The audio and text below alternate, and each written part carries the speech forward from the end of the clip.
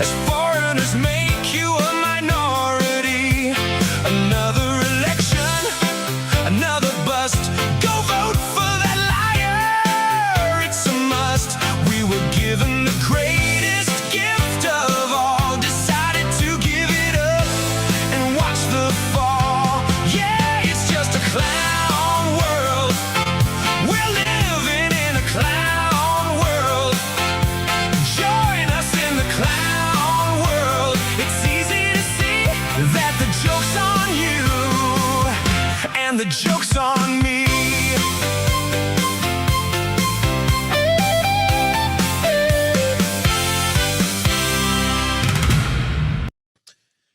Happy Monday, ladies and gentlemen. As happy of a Monday as you can get, at least, on this May 18th, 2026 transmission of the Owen Report. Welcome in. Appreciate y'all's patience. As I said last week, we're going to have some late shows this week. I've got legal meetings and court Monday, Tuesday, Thursday. And so that's why we're late today. We could be extra late tomorrow. You really don't know with some of this legal stuff. Some of it gets done fast. Sometimes it takes all day. So I'm not really sure. That's why I'm not giving a time, but that's why we are tardy today. We'll also be late tomorrow and Thursday, but you're still going to get a full 3 hours of the Owen Report. We're still going to be live every day. Lesser hosts would be taking this time off, not me. As soon as I finish my legal stuff, I come right into studio and get prepared for the show. So what do we have on today's transmission? Well, we are going to be talking a lot about what's happening with this Kentucky race, partially because I know the election is actually tomorrow. But since I'm not sure what time I can get on tomorrow, we could end up in a situation tomorrow where I'm just on doing live coverage of the results. I can't even get out of court in time to host the show. We could be all day tomorrow. I don't know. If things go well, I could be on at 3. If not, it might be an evening transmission. So I really want to lay into everything. I did a short video on X that I uploaded on X earlier today. I'm going to follow up with a lot of that today, get more into the details of it. But what does this race in Kentucky really represent? Now, a lot of people obviously are not following politics to such a degree that they can sit here and say, hey, I never hear about House races in Kentucky. Why am I hearing about this one? Why is this the most expensive race in the history of American politics for a House seat in a primary? All these different questions that they may be asking. We're going to get into the real finer details of that today to explain it. And then aside from the actual race and what that represents, we're going to take a step back and look at the larger picture, because it's not just about that one race. That one race, when you look at the details, also explains what's going on as far as the entire political ecosystem is concerned. And I think the craziest part about it, and this is going to be the conclusion, the craziest part about it is that it's now MAGA that is fighting against Massie, when Massie represents everything that the original MAGA stood for. And so when you pull out that aspect of what's going on with this heated Kentucky race, it's like, okay, here's what's happening. Here's the details on the ground. But then the political culture, the political movement, what does that mean? How is that represented? And that's what it is. This is the total inversion of MAGA. This is the total co-opt of MAGA that used to be anti-establishment, used to be principled, used to be against the corrupt establishment swamp. It has now been co-opted and inverted, and it is now pro-establishment, pro-swamp, and that's why it is now attacking Massie today, and I expect more tomorrow. So we're really going to be hammering that here in the first hour. And then we do have some other relative news as far as today's headlines are concerned. So we'll look at some economic news. We do have some news coming out of the White House.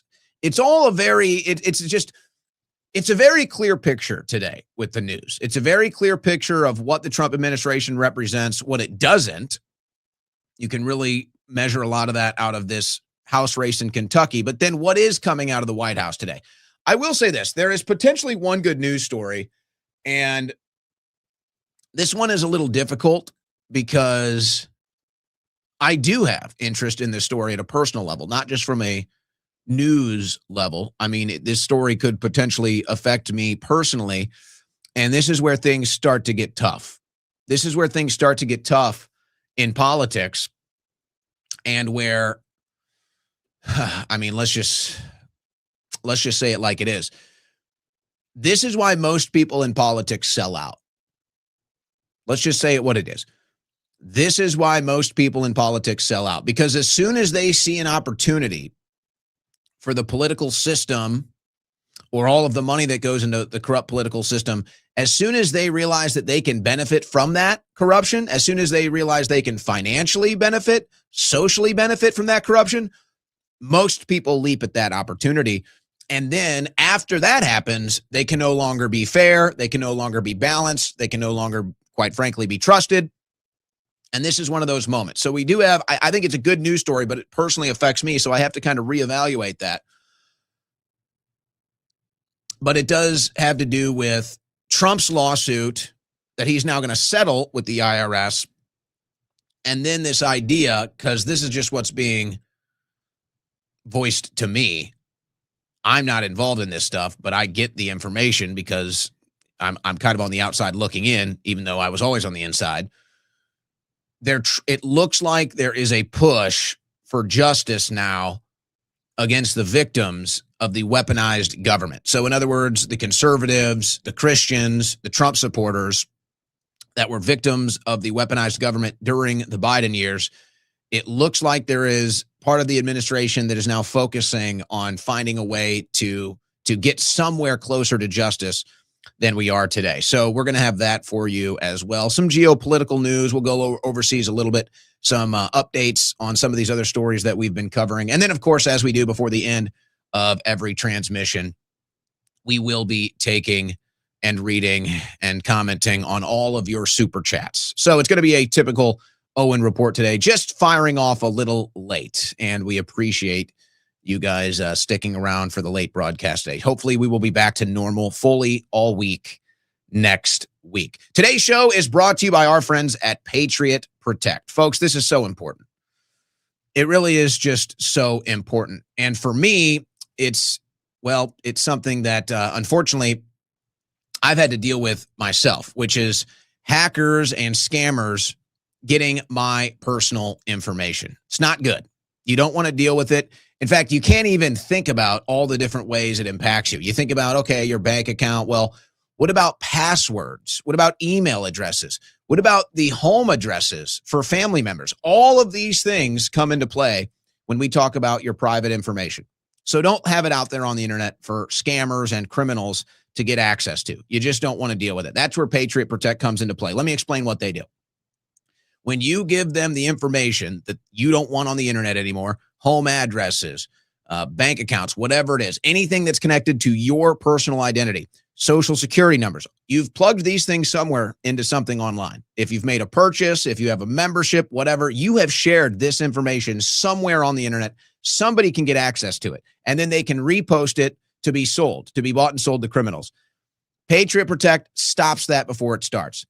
They will identify any personal information that you don't want online. They will identify it and they will delete it. But the work doesn't stop there. They are monitoring the internet 24/7 to make sure, in case this information pops up again, Patriot Protect is there to identify it and remove it immediately. That's the offer that Patriot Protect has for you. I need it, folks. I need it. I think everybody needs it. It's the year 2026. It's like putting a lock on your door at this point for your digital information. You got to do it. Patriot-protect.com/Owen. For my listening audience, 15% off any of their plans. They've got a couple of plans for you. When you go to patriotprotect.com/Owen, you can see there's a couple different plans that you can choose, whatever suits you best, maybe your business, your entire house.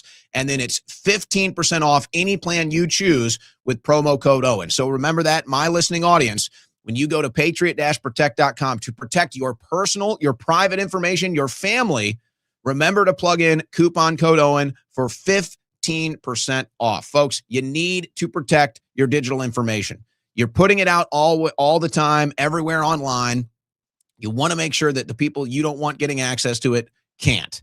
That's for Patriot Protect to take care of. Patriot-protect.com/Owen. Use coupon code Owen for 15% off any of their protection plans. Turn my system on.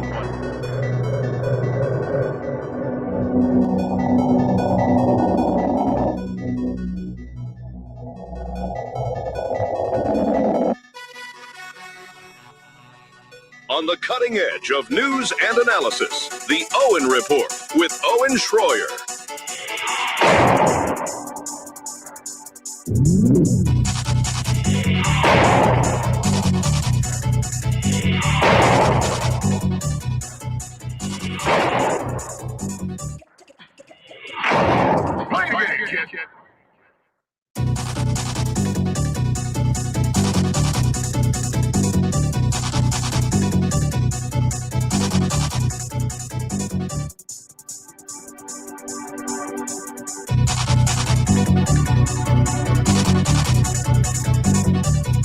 You know what's funny? This was happening all weekend. It was happening again today. And I guess I have to give MAGA some credit, or whatever it is, whatever you guys want to call it now, the Trump cult, MAGA. We all know who it is. We all know what it is at this point. I do have to give them credit. They have become so unhinged. They have become so volatile. They have become so deranged, demented, and at times, quite frankly, outright evil that I do have to give them credit, because I'm to the point now where, I could be posting about, what MAGA has become and what it's lost along the way. And I just opt out. I opt out now because I'm just not in the mood. I'm just sick of seeing the MAGA hatred. I'm sick of seeing the most vitriolic, disgusting, despicable people on the so-called right that has now co-opted MAGA and their relentless attacks and name calling. I'm so sick of it that I kind of just lay off of them now.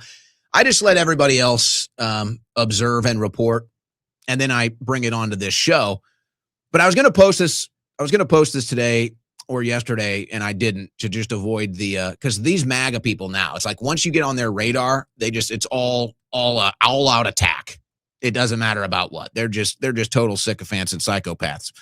So what was MAGA doing all weekend? Even Trump, even the Trump administration, by the way. This isn't just about the the sycophants and the cultists here. Trump and the entire administration. What were they doing all weekend, guys? They were doing two things. They were, one, attacking Thomas Massie, who's the most principled conservative left in Congress. It's not even close. And you can have your issues with everybody. You can have your issues with Massie. That's fine. We'll address these issues. But let's just call it what it is. Massie is the most conservative member of Congress. He's the most principled conservative on the Republican side, and MAGA was attacking him all weekend. So MAGA is not conservative. And I don't even really think that's debatable as far as policy is concerned. There is nothing conservative about MAGA, but we can get back into that. So they're attacking Massie. And then what's the other thing that they're doing? All weekend, and it started up again today, and I've got Trump with the alien, the AI post.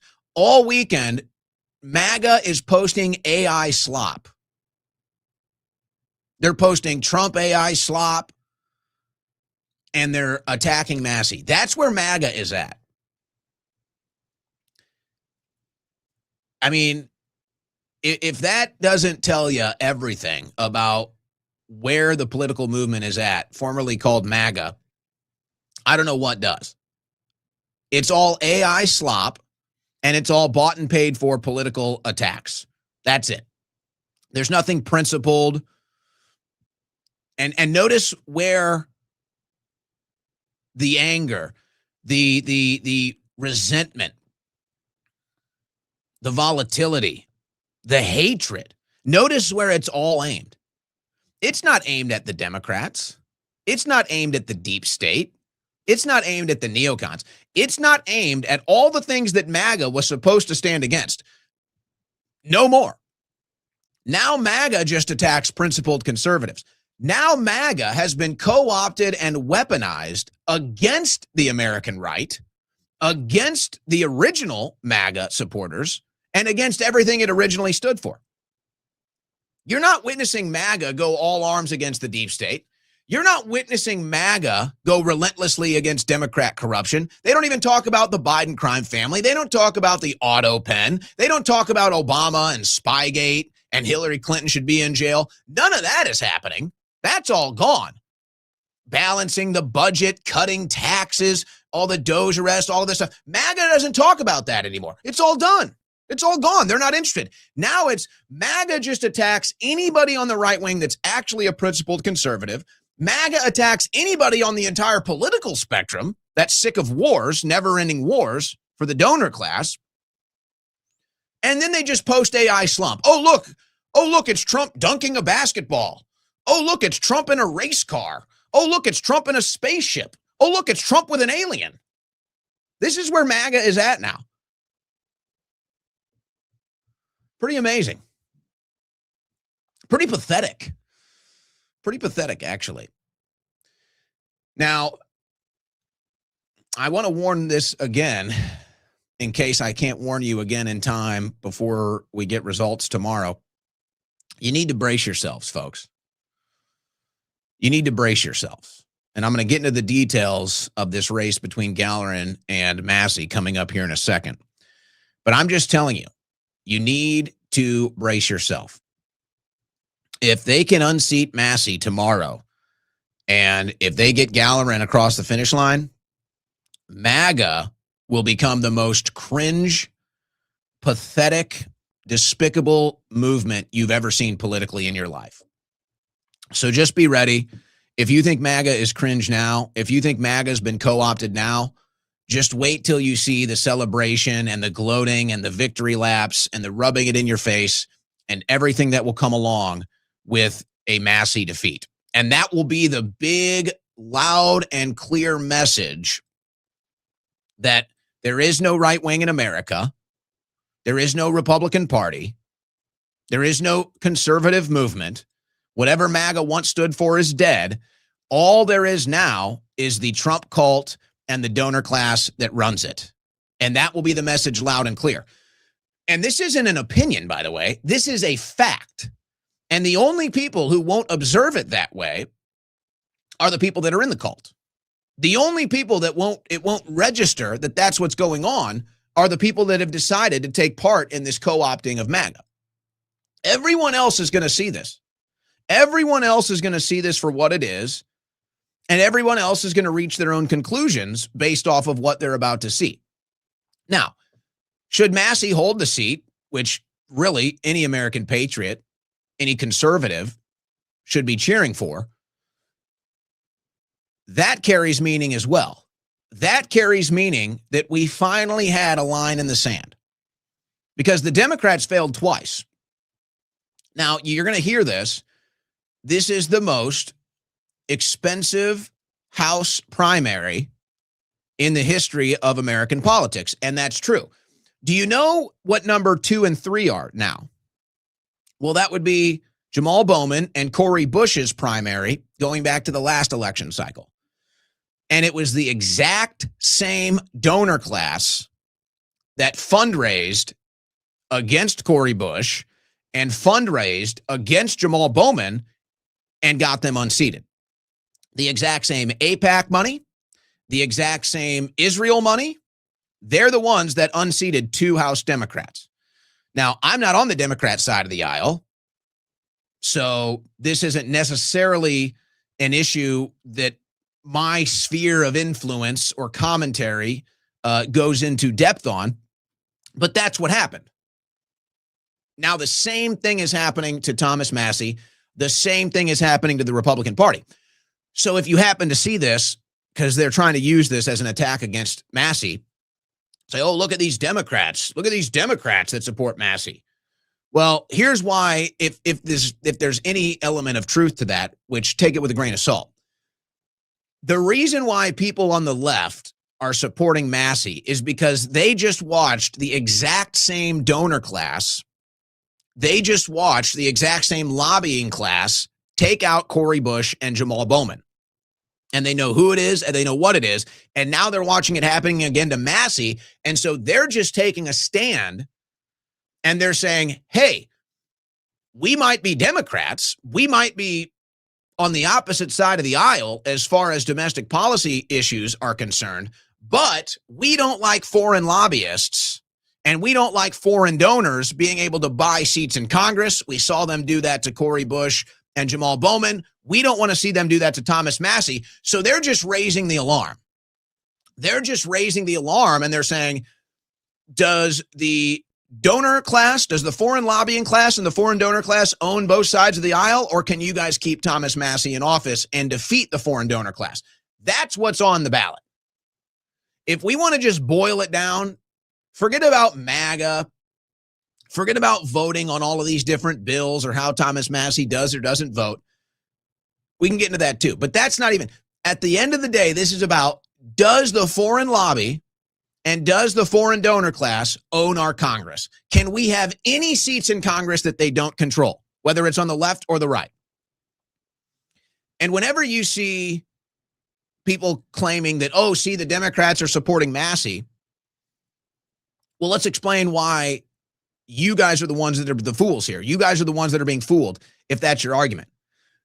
How is it about a Democrat or a Republican? How is it about the left or the right when it's the exact same donor class that can unseat anybody on the left or the right? It's the exact same donor class that unseats Cori Bush and unseats Jamal Bowman that's about to unseat Thomas Massie. So you see, this isn't a, oh, Democrats this or Republicans that. This is the exact same donor class that controls both sides of Congress that have successfully removed Cori Bush and Jamal Bowman with the most expensive House primaries until this Massie one.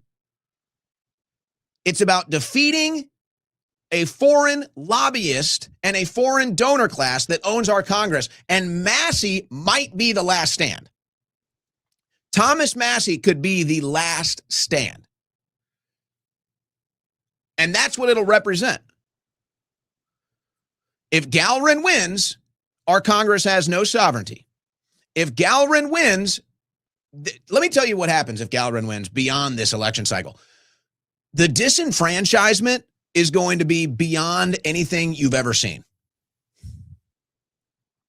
People will look at it and say, I'm never voting or doing anything for a politician ever again because there's no point. What's the point? What's the point of Thomas Massie, who's out raising Ed Gowron in small donations like 100 to 1? It's not even close. Thomas Massie, who's had gotten more donors in the actual state of Kentucky than Gowron, 100 to 1. It's not even close. So when you can be funded by your actual state, when you can be funded by actual average working class Americans making small donations, and that's how you fund your campaign, and that's how you run your campaign as the incumbent with the best voting record, by the way, in Congress, with the highest liberty score and the highest conservative score, and you run that campaign and you have that voting record. And by the way, everybody used to like Massie. Everybody used to like Massie. I'll prove that in a second. But if you can run that campaign and then just get unseated by somebody that comes out of nowhere and only takes money from the foreign lobbyists and the foreign donors, then what's the point? There is no point. We don't have Congress. We don't have anything. We have a foreign lobbying firm and a foreign lobbying class that owns our government. And that's the big reveal. That's been the big reveal of MAGA 2.0. That's been the big reveal of Trump 2.0. And then that's been the big reveal of the so-called independent media that has decided to go along with that because that's the powers that be. That's where the money can be made. That's where you can get the access and the influence. While the rest of the Americans that are patriotic, principled, conservatives, they see this and they're just disgusted. They see this and they're just disgusted. But that'll be the bottom line. You will never see, even worse, it'll be worse than 2020, I think. It'll be worse than Biden stealing the election. Because at least after they stole the election in 2020, there was still enough enthusiasm, there was still enough faith in the system that people went out and did protests and we had January 6th and everything else. So it was like people still felt like, hey, there's something to fight for here. There's something worth protecting here. We need to get out and do it. If Gowron defeats Massie, that's it. There is no sovereignty in Congress, that you don't get to control your elections, and the billionaire class and the foreign interests and the donor class, they run everything. They run your Congress, they run your policy, they run the White House, they run the foreign policy, they run the elections. They don't care who wins. They fund both Democrats and Republicans. Just as long as their people get in and vote exactly how they want them to vote, that's all that matters. And that will be a bigger disenfranchisement moment across the aisle than anything we've ever seen in American politics. If we all sit here and watch the foreign lobbyists and the foreign donors unseat Thomas Massie in the most blatant and obvious way possible, that'll be it. People will say, I'm never voting again. There's no point in voting anymore. The donors control everything. The foreign interests control everything. What's the point? I vote Democrat, I get the same results. I vote Republican, I get the same results.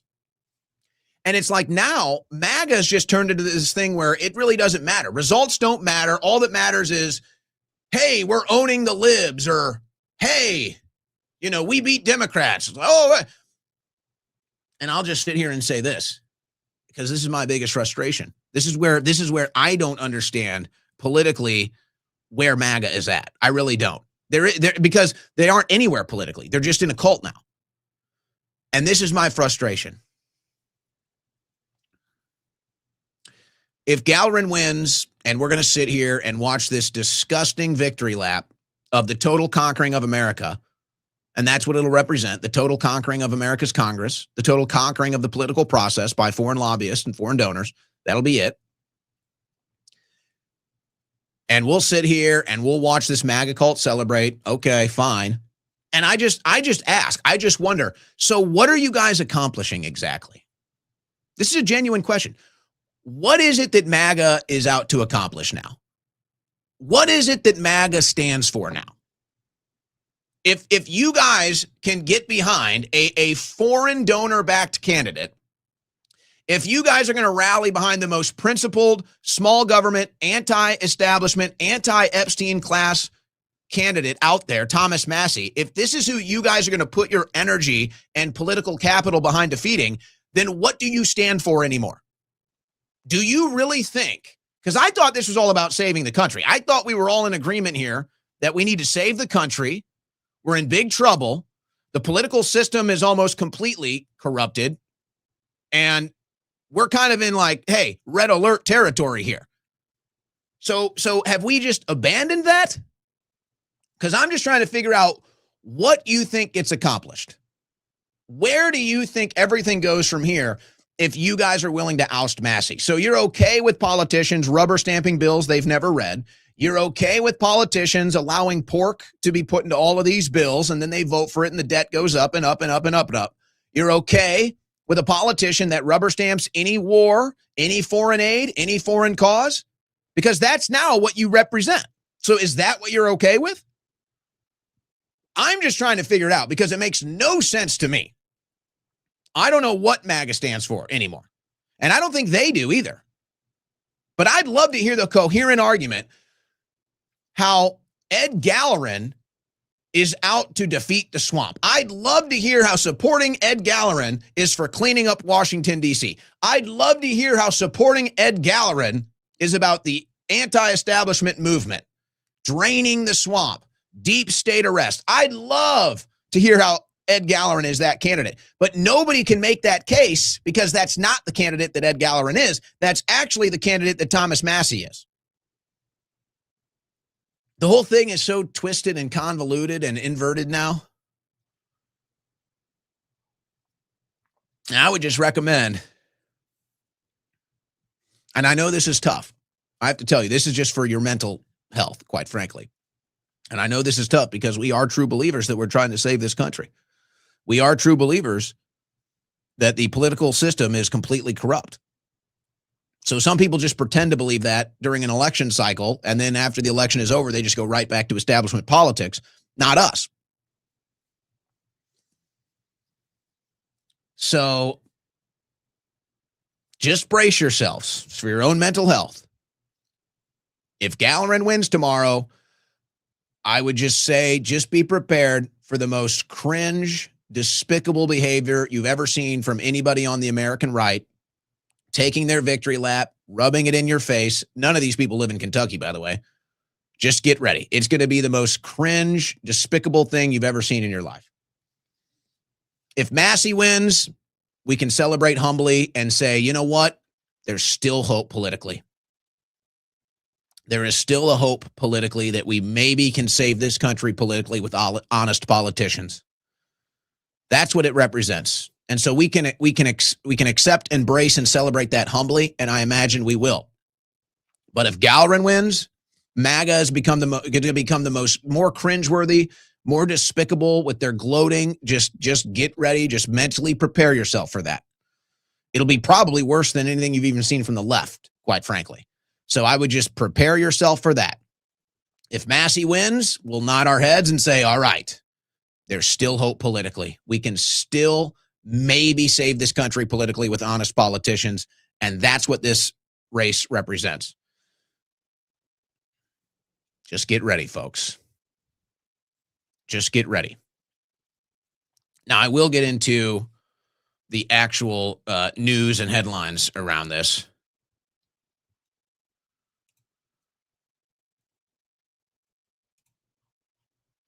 We'll hold off on that. Let's start with this question from Kevin Sorbo. Serious question. Why isn't Trump going after John Thune with a fraction of the force he's going after Massie with? We could have the SAVE Act and tons of other bills passed by now.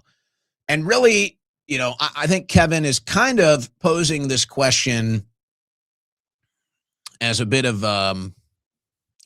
bait, you might say. I think Kevin has a pretty good idea of the answer, but regardless, the question is everything. You see, because Trump is no longer against the deep state. Trump is no longer against the establishment. Trump is no longer against the swamp. He's now a part of it. And everything that MAGA was has now been co-opted into the same foreign policy that we've been getting for our entire lives. And as far as domestic policy is concerned, it just doesn't matter. It just doesn't matter. That's why Trump isn't going after John Thune and trying to get the SAVE Act, because none of that matters. All that matters now is the foreign policy and how the globalists can conquer more land, conquer more resources, and then use it to enrich themselves, using the U.S. military and the White House as the power structure to get these things done, to become more rich. That's what Trump represents now. But it's not just John Thune. You can plug anything in here. Why isn't Trump going after a deep state with the fraction of the force he's going after Massie with? Because Trump represents the deep state now. What other conclusion can you reach? Why isn't Trump going after the Democrats with the fraction of the force he's going after Massie with? Same thing. Democrats, Trump, they both work for the same donors. So when you understand the answer to that question, you understand everything. You understand how MAGA has been co-opted. You understand how the entire political process always gets co-opted. And you understand how the donor class can buy the White House or buy Kentucky District 4. It doesn't matter. They have unlimited funds. They will buy any part of the U.S. political system that they need to enrich themselves and accomplish their globalist agenda. And Trump has been the greatest example of this because it's been such a blatant shift from what he originally ran on. And Marian Adelson is, of course, the top donor here. Marian Adelson, she's the one that throws all of her former husband's money around to buy these elections. And by the way, Trump is the one that said Adelson cares more about Israel than America. That's President Donald Trump said she cares more about Israel than America. And when she's asked about how she buys elections, well, she doesn't want to be so transparent. Miri, you and Sheldon created a lot of relationship over the years with politicians at the state level, especially at the federal level. I want you to share with everyone, why is it so important and how do you do it? Again, writing checks is part of it, but there is more than writing just checks. So how do you do it? Can you allow me not to answer? You choose. I want to be truthful, and there are so many things that I don't want to talk about. Yeah, So, basically Adelson is saying, yeah, it's not just the money. We have different ways of buying politicians. We have different ways of what? Blackmailing them? Spying on them? Co-opting them? How is this possible? Why won't Marian Adelson explain how she's able to control American politics beyond just cutting checks? Yeah, I mean, we don't want specific, but that's okay. But no, actually, we do want specifics. We actually would like specifics on how Marian Adelson, a foreign loyalist, a foreign loyalist, we actually would like specifics on how she's bought the entire political spectrum. We actually would like specifics on how the Israeli donor class owns our entire political system and gets what it wants no matter what above the interests of the American people. Actually, we would like to know. Actually, that's exactly what we would like to know at this exact moment even. But she doesn't want to share because I guess that's fair to assume it's not honest. It's not ethical. If the American people really knew how the Israeli lobby controlled our Congress and our White House, then things might change. Is that why Adelson doesn't want to be honest about it? Is that why they couldn't have Epstein talking? Is that why they spent so much money on Jamal Bowman and Cori Bush and now Thomas Massie? That's funny. So there's the top donor, an Israeli and a Israel firster, top donor to Ed Gallerin saying, I can't tell you how and why we control Congress. We don't want you to know. Wow. Wow. And now they're using Randy Fine to go after Massie. Oh, as if that's not obvious enough. The guy with the Israeli flag in his office, literally. So now they're going to Randy Fine, and Randy Fine claims he has a source here. This is what he told Eric Bolling on his show. Cynthia West, the ex-girlfriend of Representative Thomas Massie, told Randy Fine that Massie had ties to Iran. Oh, of course. And had creepy behavior. Oh, yes. All of this comes out right before the election. Now, isn't it amazing? When you do this against President Trump, all of MAGA says it's BS. When they do this against Trump, E. Jean Carroll, when they do this against Trump, Stormy Daniels, when they do this stuff against Trump, I mean, you name all the different women and the accusations. When they did this against Trump, the Billy Bush tapes, every time they did this against Trump, MAGA always said this is a political hit. Every time they did this against Trump, they would say, well, why didn't you say something sooner? Every time they did this against Trump, MAGA said, oh, right before an election, nice timing. But now when they do it against Massie, MAGA's at the front lines cheerleading. MAGA's at the front lines waving the pom-poms, doing the high leg kicks, doing the exact political propaganda that they used to fight against. So MAGA now, I mean, to a T, is the opposite of what it once stood for. MAGA used to recognize this as political propaganda. MAGA used to recognize the obvious, which is, oh, these things happen right before a vote? Sure. Now MAGA goes along for the ride. Now MAGA uses this type of political propaganda. So who's really sold out? Who's really changed? Who's really lost their ethics and integrity here? And it's Randy Fine? Oh, yeah. Nothing to see here. The White House is campaigning. This has never been done. The Secretary of Defense or the Secretary of War has never campaigned for anyone in a House primary. And now Pete Hegseth is going to be campaigning. This is today. This is actually probably happening right now, or it's over with. Hegseth is campaigning for Gallerin. Never before have you seen a Secretary of War or Defense campaign in a House primary. Never. The White House is doing it. It's not just Hegseth. It's Stephen Miller. And he's been posting about Massie. He's been anti-Massie posting all day long. ICE and Border Patrol would have a budget of zero right now if Massie had succeeded in killing the reconciliation bill as he desperately tried to do. So this is where, again, MAGA has flipped the script. They used to be against this political propaganda. Now they engage in this political propaganda. MAGA used to understand that these omnibus bills and these spending bills were about 50% pork. And they'd have the issue that everybody wanted to vote on, funding the military, funding veterans benefits, funding Border Patrol, funding a wall, whatever. And then they shove another, however much it costs to build the wall, they shove that much money into this bill for different special interests and, studying underwater shrimp drunk on Jack Daniel, or, studying if mice can get an erection if they're, staring at Randy Fine drinking a vodka, all these stupid things that we all know about, studying gender affirmation studies in West Africa, all this garbage stuff that MAGA used to identify and be against. Now, when Massie is one of the last people left in Congress that says, hey, and this is how the conversation went, by the way, for people that were there that remember, Massie said, hey, why don't we have a single issue bill to fund Border Patrol? Why don't we have a single issue bill to fund the wall? Because I will vote for both of these bills immediately. And they said, oh, no, we can't do that. So why? Why can't you do that? Because they still want to put all the money in there for the special interest and the foreign interest and all the different pork that goes into these bills. So that's, again, Massie, one of the last stands against the swamp in Congress, who won't vote for this pork, who is trying to find a solution to keeping this pork out of these spending bills. And that's who the White House is attacking. That's who the swamp is attacking. And that's who DC is attacking. See how that works? Now, I will say this. If you want to get down to actual political philosophy here, then I would just like to see some honesty. And this is how you know that MAGA are now the bad guys. This is how you know that the people that are going after Thomas Massie are now the bad guys, because they can't be honest. Just like Marian Adelson can't be honest. Because this would be the honest political philosophy. But when you say it out loud, you look like the bad guy. The honest political philosophy here would be, hey, we got to get Massie out because we need a Republican in the House that's going to rubber stamp any vote.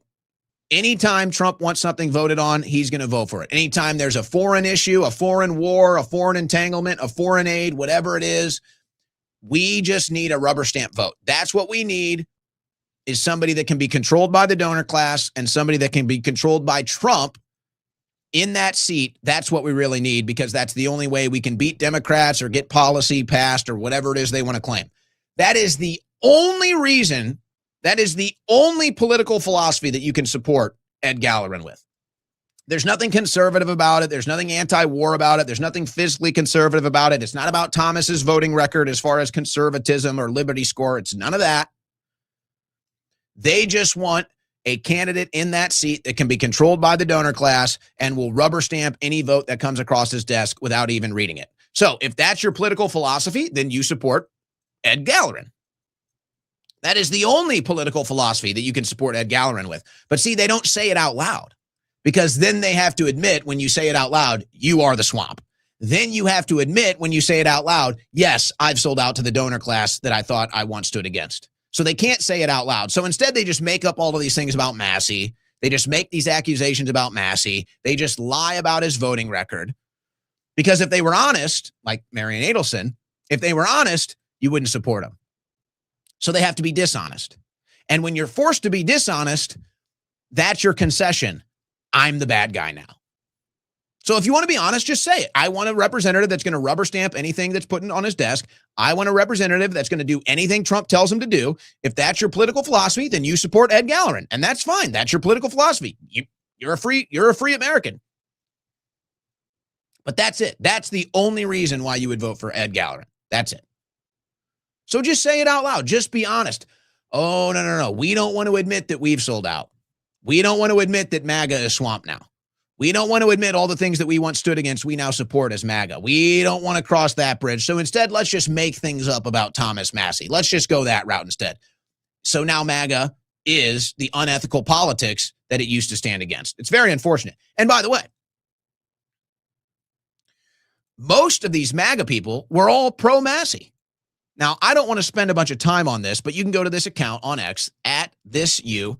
I always give this account credit because nobody pulls receipts like this you. I could do this all day. So here's MAGA Voice, like 2 million followers, I think. 1.4 million followers, MAGA Voice. It looks like it's actually gone down since I last checked.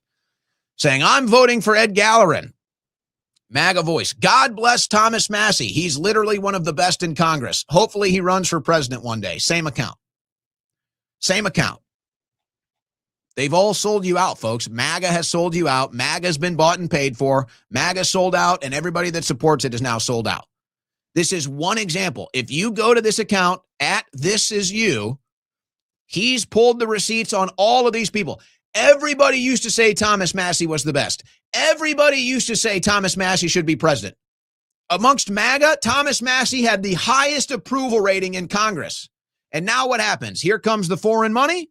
They buy out the entire MAGA movement. And now all these unethical frauds that claim to be MAGA now turn on Thomas Massie because that's where the money is and that's where they get access from. Pulls all the receipts. Right there is just one example. Not happening here. Now they're coming against Lauren Boebert. Now you may recall Massie told me last week that there were a handful of Republicans in Congress that are standing with him, but they don't want to go public because they know what that means. Because if you go public in supporting Massie, that means that Trump and the foreign lobbyists are going to put their target on you and try to unseat you. Well, Boebert decided to stick her neck out there and be that example. And God bless Lauren Boebert for doing it. And you know what? She probably takes the biggest political risk doing this because I don't think her seat is anywhere nearly as secure as Massie's is. So this could end up costing Boebert, and she did it anyway. That's called a principled person, Lauren Boebert. And it really is funny, all these ethical things they want to throw around. They'll attack Lauren Boebert for going on a date and getting handsy in a movie theater. Like, give me a break. She never went to Epstein Island. Shut the hell up. They'll do the same thing with Massie. They'll say, oh, well, you know, Thomas Massie remarried. Thomas Massie didn't start dating until after his wife died. You guys going to hold Donald Trump to the same ethical standard? Of course not, because you're all frauds. You're all phonies. Your ethical standards are only held against candidates that you want to hold them against, not every candidate, because you're phonies, you're frauds, you're hypocrites. It's the most sad but honest development we've ever seen. That's what MAGA has become. So now Trump is trying to go against Boebert. And he attacked her on his Truth Social. So now he's attacking Boebert. He's begging anybody to run against Boebert. Nobody's running against Boebert right now. So now Trump is calling on anybody to run against Boebert. Hey, by the way, let's say somebody volunteers and decides to run against Boebert late in the game. Where do you think they're going to get all their money from? Where do you think all of the money is going to come from? The same foreign lobbyists that bought Donald Trump, the same foreign lobbyists that are trying to unseat Thomas Massie, folks. Your country is literally run by foreign donors and foreign lobbyists. And you're so obsessed with Trump and you're in such a brainwashed cult that you just can't accept it. So this is the guy apparently that thinks he's going to run against Boebert, Matt Tardio. And again, for Boebert, she's way more vulnerable than Massie, I think. But it's so late in the game here that it's odd that they would even try to mount somebody against. But this guy claims he wants to do it. We'll see if he does or doesn't. And I don't know. This guy could be just fine. It's just more about this is the proof that MAGA has just now been co-opted by the foreign donor. So now MAGA comes after Massie. Now MAGA comes after Boebert. They don't go after the deep state. They don't go after the Epstein class. They don't go after the corrupt Democrats. They don't go after the Biden crime family. No, they just go after true conservatives. They just go after principled and ethical conservatives in the Republican Party. So hypocrisy be damned. Conservatism be damned. Patriotism be damned. Everything be damned. That's what MAGA is now. That's what it is. And everybody can see it. It's never been more obvious. But that's why there's so much hyper attention on this race in Kentucky, because that's what it represents. Do we still have a sovereign Congress? Can we still win an election? Or is everything in politics controlled by the donor class?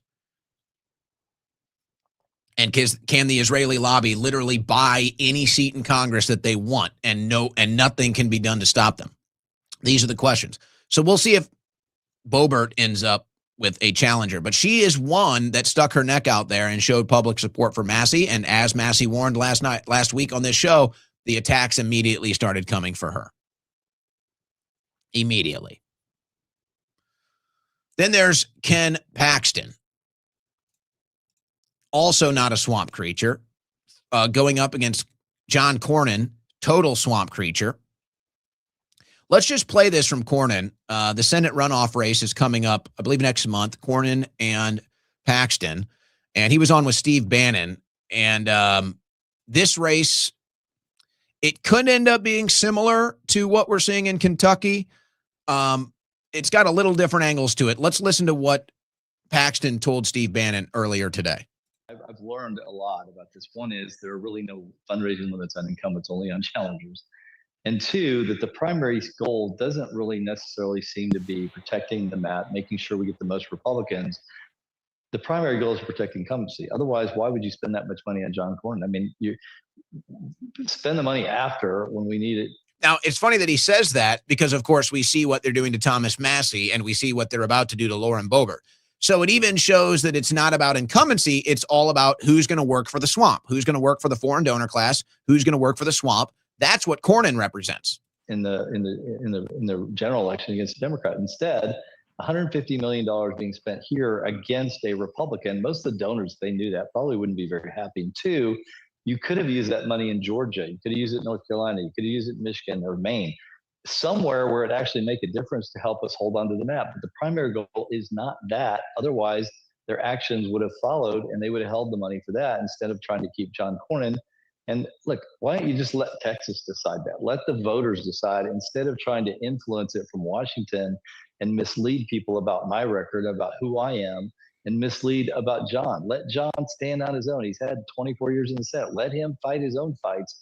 Don't come spend the money here. Go spend it against Democrats and help us keep the majority. So what is Paxton pointing at here? What is Paxton alluding to here? He's telling you the Republicans are not spending money to win. The Republicans are spending money on who will be loyal to the donor class. That's who Republicans are spending money on. They're not spending money strategically to maintain the House. They're not spending money strategically to maintain Senate. The Republican Party is spending money strategically to keep politicians in office that will work for the donor class or to unseat politicians who won't work for the donor class. That's what the Republicans are doing. That's what the Trump administration is doing. Now, with Paxton, it's different than Massie because, you know, Trump looks at the situation with Cornyn and figures, I can turn Cornyn into my puppet if I support him. So the negotiating that's been happening here, and some of this has gone public, you know, Paxton is, you know, I would say, such an ethical politician as far as policy is concerned that he offered to stop his campaign to pass the SAVE Act. And he told Cornyn and he told Trump, listen, if you guys are really obsessed with getting Cornyn in there, I will drop out if you guys work out a deal to pass the SAVE Act. So that's how principled Paxton is, as he said, look, I'll drop the whole thing if you guys get the SAVE Act passed, and I'll just come back and try again later if I see fit or try to do something else. So if you want me out, Cornyn, you're in the Senate, you know, Trump, you're the president, get the SAVE Act passed and I'll drop out. And they didn't do it. And they still couldn't pass the SAVE Act. And so Cornyn isn't going anywhere. And now he's up against the donor class. Now we'll see what Trump wants to do. Because certainly Trump knows that, Cornyn is like, keep your friends close, your enemies closer kind of a guy. But here's the negotiation that's going to happen. My guess is Trump will end up endorsing Cornyn because Cornyn is going to guarantee him a vote. Right now, Paxton can't guarantee Trump a vote because Paxton isn't in the Senate. Cornyn can promise Trump, I will vote how you tell me to vote if you give me your endorsement. My guess is that's the transaction that's going to take place, and then Trump will endorse Cornyn. Now, again, strategically, going back to what Paxton just said, if Trump decides to go with Cornyn instead of Paxton, you now put that Senate seat up for grabs. I don't think James Tallarico can beat Ken Paxton, who is actually popular in Texas and actually popular in Republican Texas circles. John Cornyn is not. John Cornyn is not popular in Texas. John Cornyn is not popular in right-wing Texas politic circles. It's just not popular. If it's Cornyn, there's going to be a lot of Republicans that are already disenfranchised enough by Trump. They're not going to vote. And now you've opened up a window of opportunity for the Democrats to win a Senate seat in Texas. Believe me, that is a real possibility if Cornyn is ultimately the selection. Now with Paxton, you get some of those disenfranchised votes. You get some of those right-wing votes. You get the Texas vote strong, and I think you can maintain that seat. With Cornyn, I'm not so sure. But believe me, in case you haven't noticed, the Republicans, and specifically Donald Trump, they're willing to sacrifice seats. Trump and the Republicans, they're willing to sacrifice seats, as many as it takes, as long as they can get a rubber stamp vote for this war. At the end of the day, that's what this administration has been all about. This administration is all about the war in the Middle East and building the surveillance state for the special interests. That's for big tech now. That's what the Trump administration has become all about. That's all the results you're going to get. You're not going to get massive economic reform. You're not going to get a better economy. You're not going to get, at least so far, there's nothing they can point to. You're not going to get cheaper energy prices. You're not going to drain the swamp. You're not going to get deep state arrest. You're not going to get massive political reform. Nobody's going to jail for treason. They're all going to get away with it. So all this administration is about now is the war in the Middle East and the special interests, the big tech special interests that want to build the surveillance state here. That's all this administration is about. And so they don't really care about winning elections. They don't really care about who's in office, who wins, who loses, as long as whoever gets in office is with the wars and with the big tech data centers. That's all they care about. That's all this administration is about. That's all the Republican Party is currently about. Now, Trump made this claim. I'll tell you what, let's take a break. We're about to get into some foreign policy stuff and some other headline stuff. I think we've covered the race in Kentucky enough to this point. So let's take our first break of the show. And when we come back, we got a statement from Trump on foreign policy, and we got a bunch of headlines coming up as well on the other side of this first break. You're listening to the Owen Report on the Win Network. Well, a lot of people right now, and rightfully so, smartly so, wisely so, are figuring out, what do I want to do with my finances? You know, holding money in the bank, is that a good move right now? Bank runs are happening. The dollar is losing its value. Maybe that's not such a good idea. People are noticing precious metals are the hottest thing right now. Maybe it's time to make the shift. If you've been thinking about it, you need to go with Allegiance Gold. Let me tell you why. Any questions that you have about precious metals, silvers, gold, any questions you have about moving your savings or anything into precious metals, they want to make sure all of these questions are answered. They want to make sure you're fully informed and fully confident before you make your move. That's why I go with Allegiance Gold, and you can too. By the way, the phone call, that's where they can answer all these questions for you. One phone call, 844-790-9191, 844-790-9191. Any questions you have about moving your cash or other assets into precious metals, they can give you the answer. And while you've got them on the phone, ask them about $5,000 in free gold and silver with qualified investments. That's right. But the weight that $5,000 of gold or silver is worth is starting to go down. In case you haven't noticed, you might want to consider that. $5,000 in free gold and silver with qualified investments, whether through your 401k, IRA, or savings. They make it simple to move into something real before the next reset, which we all start to think is coming up pretty soon. You can go to protectwithowen.com as well if you want to get in touch with our friends at Allegiance Gold. If you're ready to make a move, protectwithowen.com. Folks, nearly 10,000 nationwide clients, A+ review with the Better Business Bureau. It doesn't get any better than that. A+ review with the Better Business Bureau. Go to protectwithowen.com today. Protect your wealth. Why? Because no one else will. And we're all kind of watching what's happening right now with the US dollar. Might be time to start thinking about a move. Protectwithowen.com.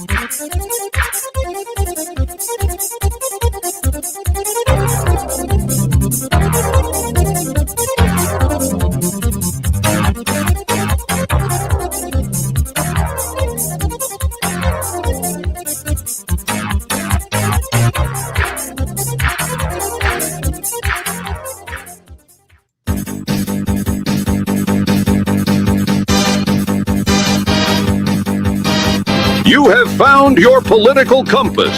The Owen Report with Owen Schroyer.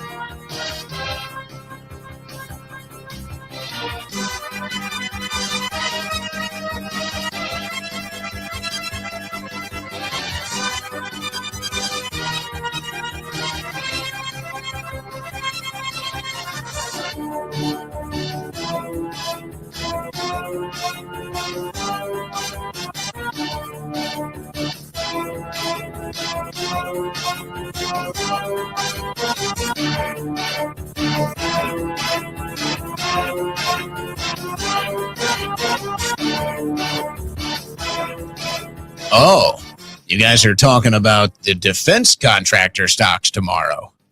Yeah. We'll have a little something on that. We'll have a little something on that before today's show is over. Yes, there is some news there. I mean, at this point, the Trump administration is not even hiding the insider trading. I mean, it's pretty hilarious, actually. But we'll have that coming up. What do we have first? We do have I guess this actually ties into that. This is a statement from Trump earlier today. I read directly.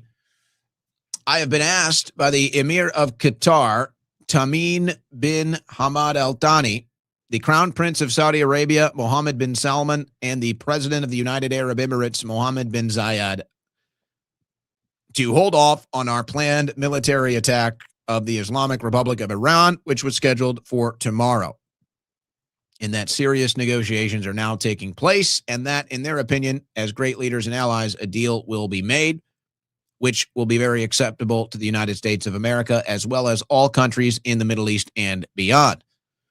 The deal will include, importantly, no nuclear weapons for Iran.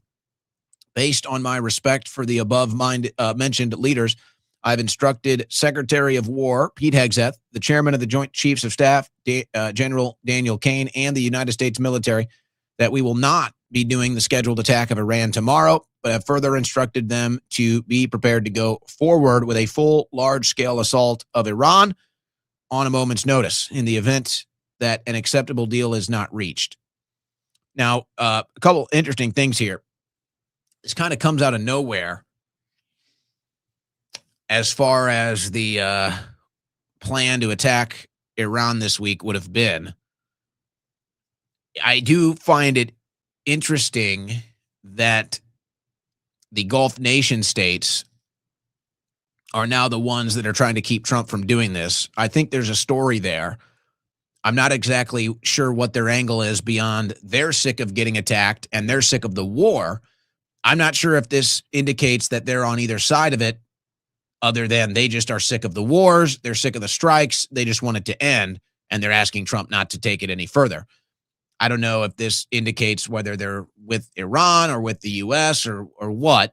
That's kind of open for interpretation, which in that regard, I think we have to take pause here and ask ourselves, what of the meeting in China? What of it? What came out of that meeting? Because it seems like nothing. It seems like Trump went to China and came back with nothing. Now, a nice diplomatic event, I guess. Trump took a bunch of Western business leaders over there as a sign of confidence. Nothing happened. Now, I am curious. I haven't seen this reported anywhere. You know, Putin was on his way to Beijing. Let me see if he's landed. Because a major message could be sent, and I don't think China wants to do this. Let's see. I don't think Putin has landed yet.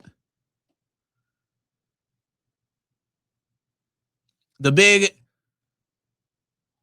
eye on moment here. Will President Xi greet Vladimir Putin?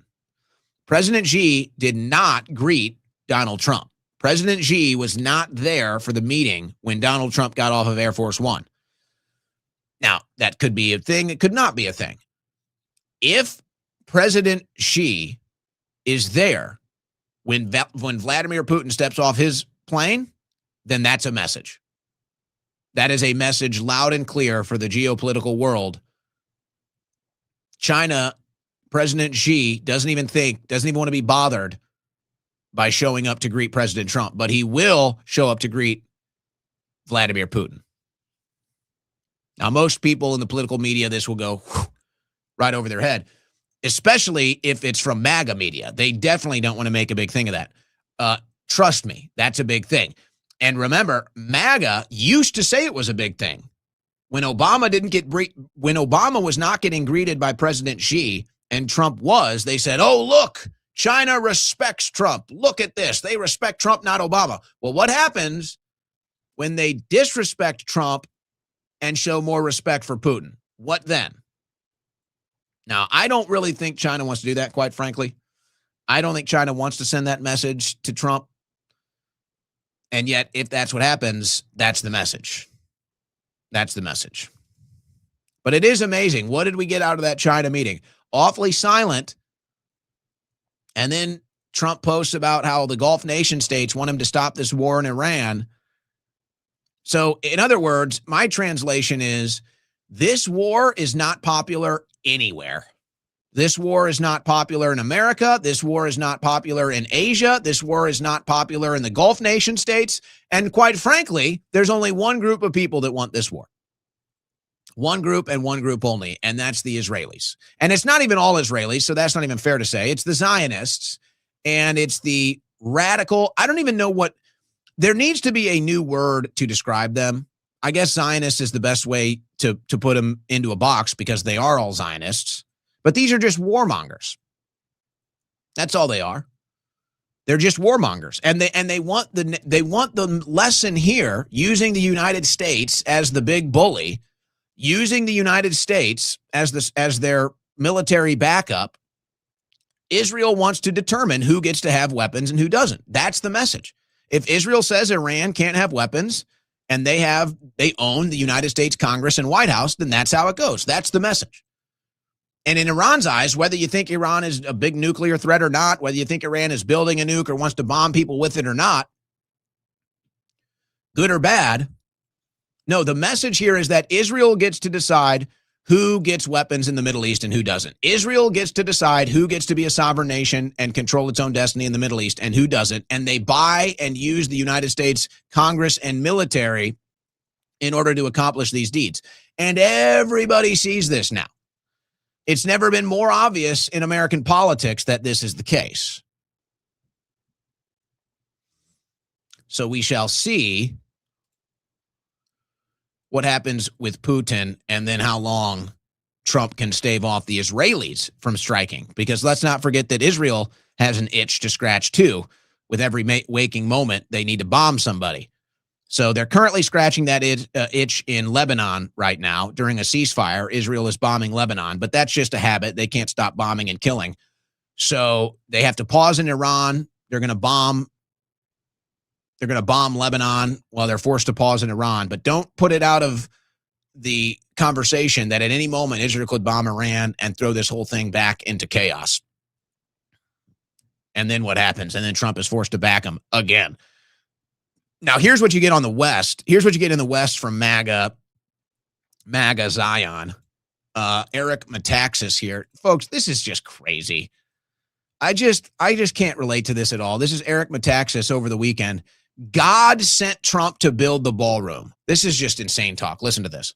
It's hard to believe that it would take 2 centuries for the Lord to raise up a great man to bring that ballroom finally to stand where it needs to stand.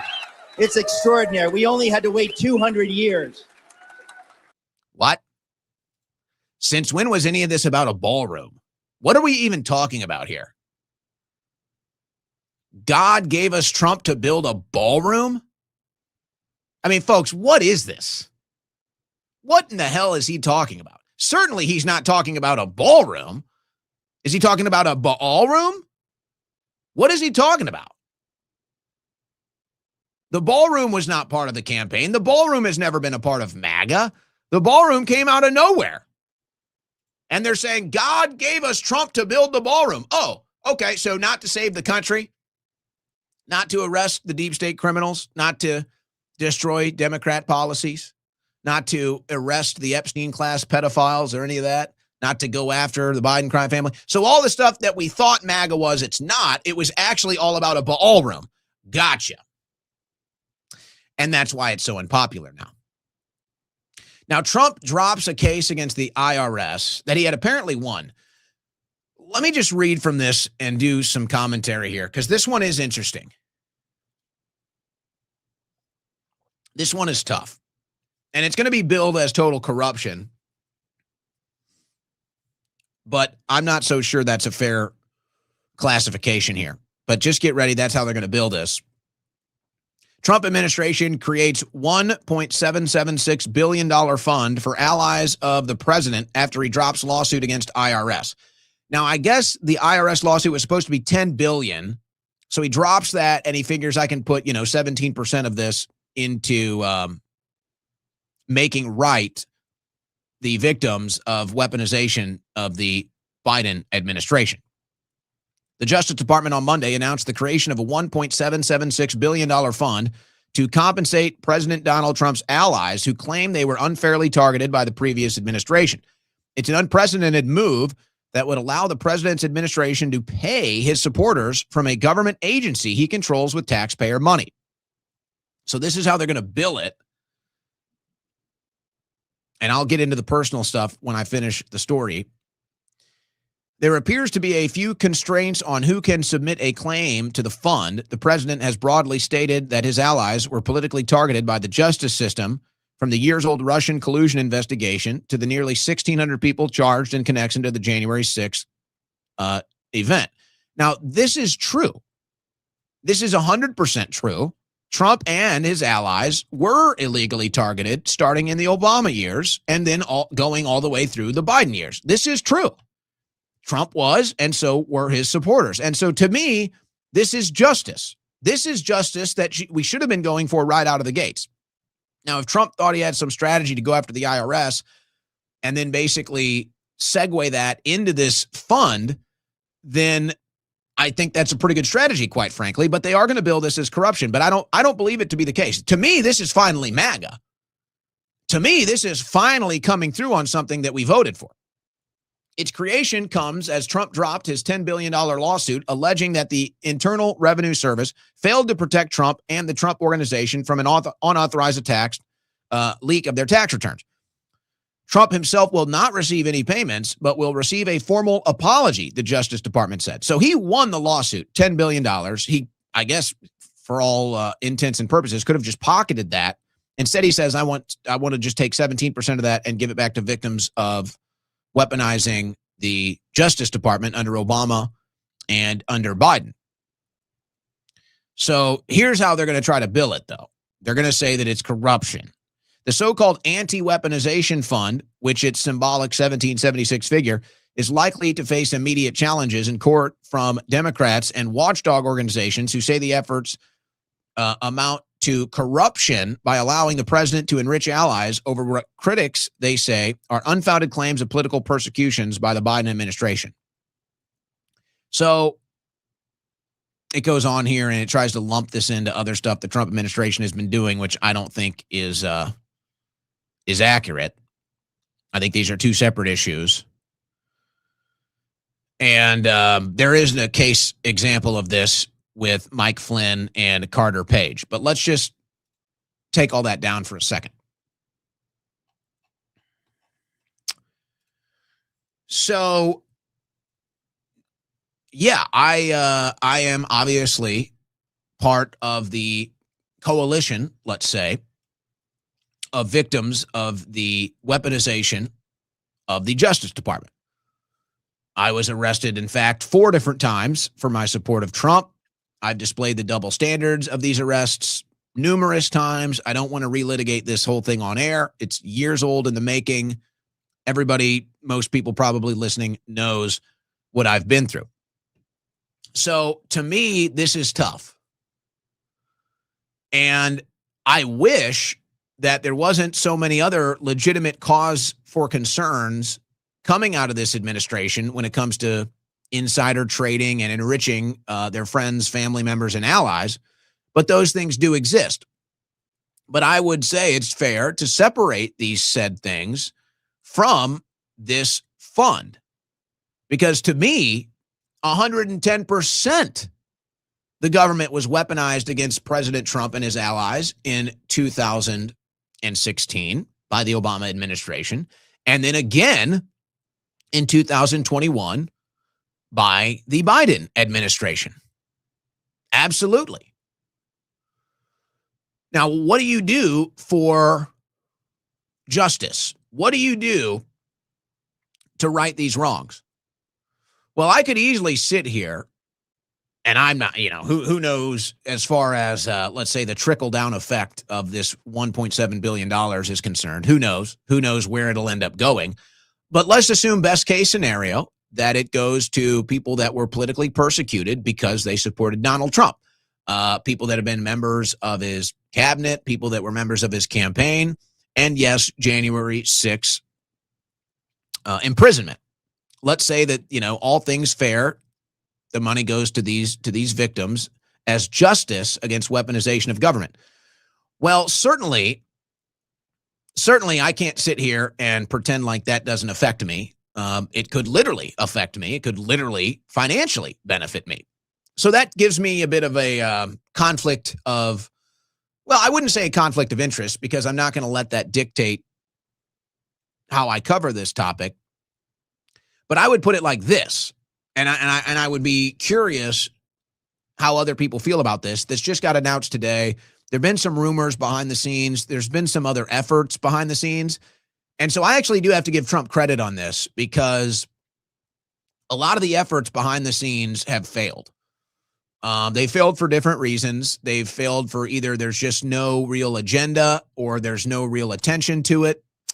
The people that are trying to get justice for January 6ers are trying to get justice for people that were victims of the weaponized government by Obama and Biden. It never really gets past square one. So there's been interest, but it just doesn't really ever get the attention that it needs. And so there's still people in Trump's ear that are trying to get this.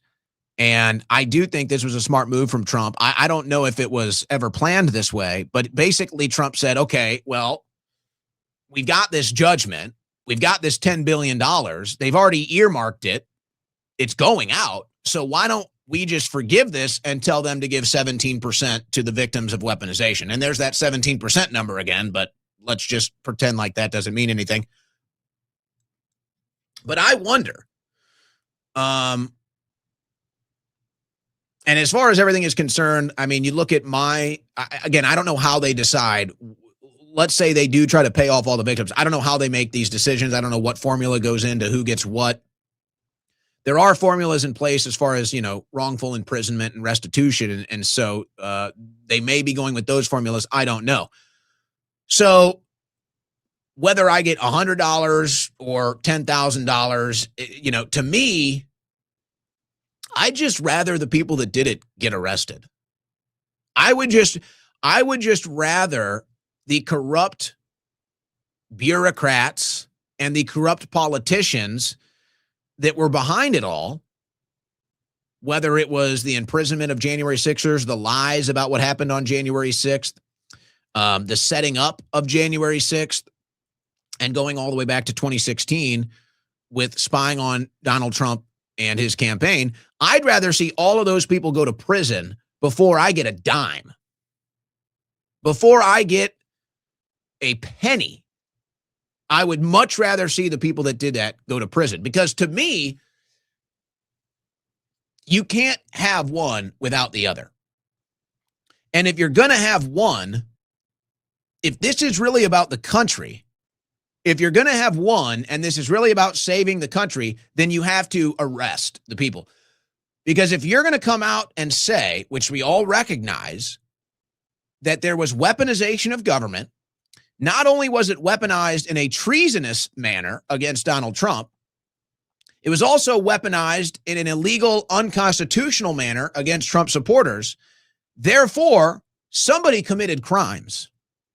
Somebody committed high crimes and treason that resulted in all of these victims of a weaponized government. So you can't have one without the other. If you're going to reach the conclusion, rightfully so, that Trump has reached, that the Trump administration has reached, and that they're now saying we need this $1.7 billion fund to pay off the victims of the corruption, to me, that's admitting that there were high crimes committed and people need to go to jail. And this is where it's like, I get back to the whole MAGA thing and I just ask, what do you guys stand for now? If you were going to ask somebody, let's say you ask 100 people in the MAGA coalition a week before the election in 2025, and you said, if the Trump administration arrests 0 people from the deep state, would that be a success? Probably 90% of the people. I would say, safe to say, 9 of 10 people that voted for Donald Trump, if you said 0 deep state arrests would be made, they would call that a failure. Even if it's of that subject alone and not just the whole administration, but on that subject alone, weaponization of government and the deep state criminals, if they arrest 0 people in this administration, would you consider that a success or failure? 9 out of 10 would consider that a failure. Now, look, again, I can be happy and I can say, well, okay, they're going to cut a check to the victims of this, which may include me. I don't know. I mean, I don't know if they want to be that petty to go look down a list of victims and say, oh, he doesn't support me anymore, he doesn't get a paycheck. Well, that would be something else. I don't think they're that petty, but who knows? But if you are going to admit that crimes were committed against these people and this is why we need this fund, then the criminals need to be arrested. And if the criminals aren't arrested, isn't that the problem? And that's why I just asked MAGA, what do you stand for now? If you don't stand for arresting deep state criminals, then what do you stand for? And the truth is they don't stand for anything. They just stand for Trump. I mean, that's ultimately what this is now. So if Trump wants deep state criminals arrested, they want deep state criminals arrested. If Trump doesn't want deep state criminals arrested, they don't want deep state criminals arrested. If Trump says there is no deep state, it never existed, then there is no deep state. It never existed, despite everybody saying it for 10 years. But I do think Trump is doing the right thing here. And I don't know does perfect justice even exist? I don't know. But to me, if you're willing to recognize, and rightfully so, that there are victims of a weaponized government, then I think we also have to look at this situation and say, who committed the crimes against these people? And they need to be investigated. Now, if you want to do some sort of a concession here, and you want to come out as, bigger, as the bigger person, because this happens, it happens in, civil war, what have you. And they'll forgive you your transgressions. And they'll say, all right, we were in a civil war. We forgive you your transgressions. Now, we weren't officially in a civil war, but I mean, they spied on Trump. They stole an election from him. The Democrats were in a civil war against the country. So maybe you could make that conclusion despite there being nothing official. But I am curious to see where this one goes. They're going to treat this as fraud. I don't believe it's fraud. They're going to treat this, of all the things you could talk about as far as financial corruption in this administration, this is like the least of the concerns. But I do think this is a step to justice. And I am curious where it goes, not just for personal reasons, but for the country. But how do you rectify, should the payments go out, however they are allotted, how do you rectify a payment system for victims of weaponized government and then you don't arrest the actual criminals? I don't know. I don't know how you justify that other than to say, we looked at this, we said it was a time of war, and we're just going to forgive and forget and move on. Maybe there's room for that. But if we're admitting crimes were committed here, then we're admitting there's a deep state, and we're admitting we're going to let them walk without getting arrested. And that's going to be the conversation. And it's going to be unavoidable. So we'll see. But that one definitely caught my eye. And I think that's one to keep an eye on. And, look, for Trump, that's, I don't know. He doesn't really care about the polls, probably. But as far as, the public support from MAGA and trying to rebuild the coalition certainly would help. That certainly would, I'm sure a lot of voices that have turned on Trump would go awfully silent should that happen. I don't know. I probably shouldn't say any more here. Maybe I'm hurting my own cause. J.D. Vance is campaigning around the country right now. Billions of dollars of fraud already uncovered, and we're just getting started. I think this is just a hype video. Every dollar lost to fraud is a broken promise to a senior on a fixed income, a veteran waiting for care, or a family trying to catch a break. It doesn't matter if you're defrauding the federal government, standing up fake daycares, or committing hospice or healthcare fraud. And under the Trump administration, if you take something that isn't yours, you don't get a pass. You get a reckoning. Fraud, waste, and abuse are unacceptable. The Trump administration's anti-fraud task force has exposed tens of billions of dollars of fraud against you. They've frozen funds to suspected perpetrators. The whole of government approach is working. And that's only the beginning. The American dream is meant for builders, not scammers, fraudsters, and thieves of your tax dollars. Eliminating fraud, restoring trust, making America great again. Yeah. Well, here's the problem with that. It all looks good. It all sounds good. And quite frankly, that's good political propaganda. But this is where it's almost crippling to be informed. It's like, CeeLo Green, I knew too much. No, that's not CeeLo Green. Who sings that song? Gnarls Barkley. It's like Gnarls Barkley, knew too much. Okay, yeah, we all want to get rid of the fraud, waste, and abuse. We all know it's rampant. Here's the problem. When you're actually politically informed, like to the average American, they see that, or, the Trump voter that doesn't pay attention to politics, they're like, yeah, all right, we're getting them. We're getting the fraudsters. Go J.D. Vance.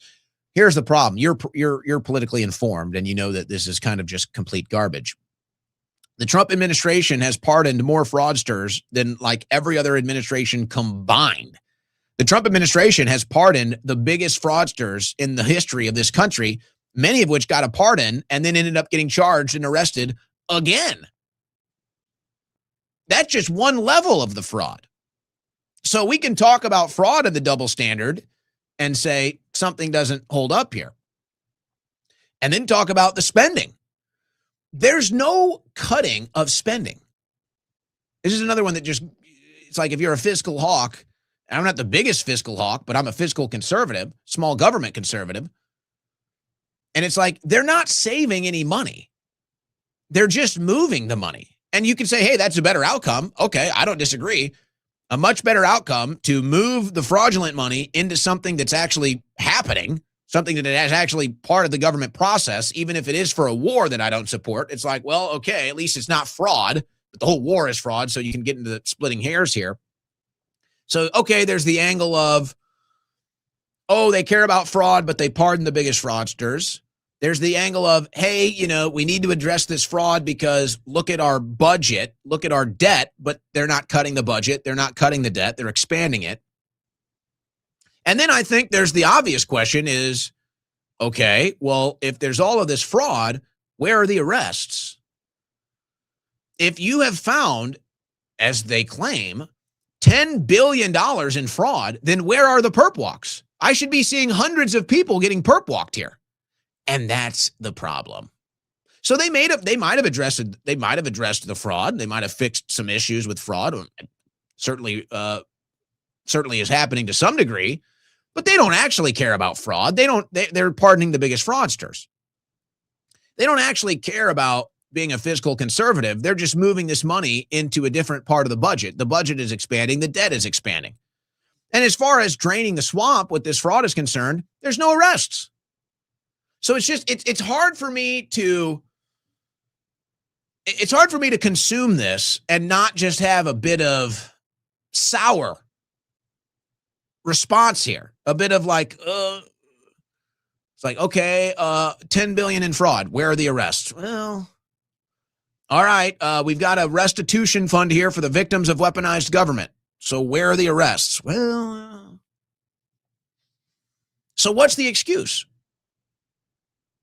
I guess the excuse is we just can't. We just can't arrest fraudsters. We can't arrest corrupt government officials. We can't arrest these bureaucrats. It's too dangerous. It'll overturn the system. It'll create all of this chaos, and so we just can't do it. I guess that's the answer. It's not the answer anybody wants to hear, but I suppose that's the answer. What other answer is there? Hey, we recognize you're a victim of weaponized government, totally illegal, totally unconstitutional, but we can't arrest anybody. Hey, we recognize there's tens of billions in fraud annually in our budget. We found it, but we can't arrest anybody. Hey, fraud is a really big issue for us, but we just pardoned the biggest fraudsters in the history of this country. So that's the answer. So the answer is, yeah, we recognize there's all this crime, but we just say, oh, well, get over it. And that's not supposed to be MAGA. That's not supposed to be what this administration was going to be about. And yet that's what it has become. Now, you talk about this fraud.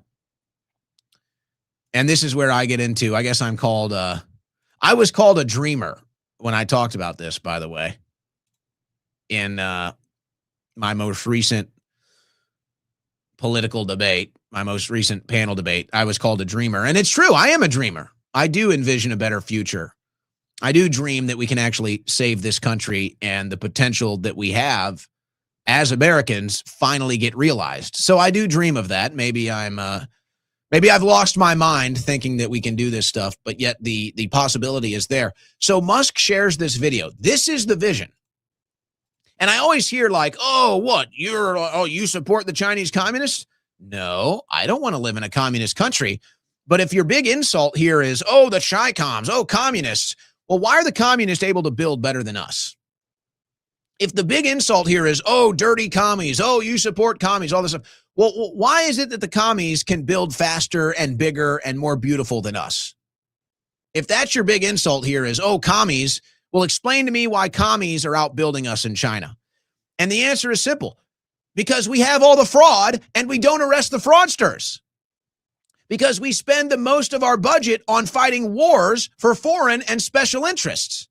We don't build our country up. We don't invest the vast majority of our budget in building our country and our infrastructure and buses and train stations and airports. No, we build it for wars.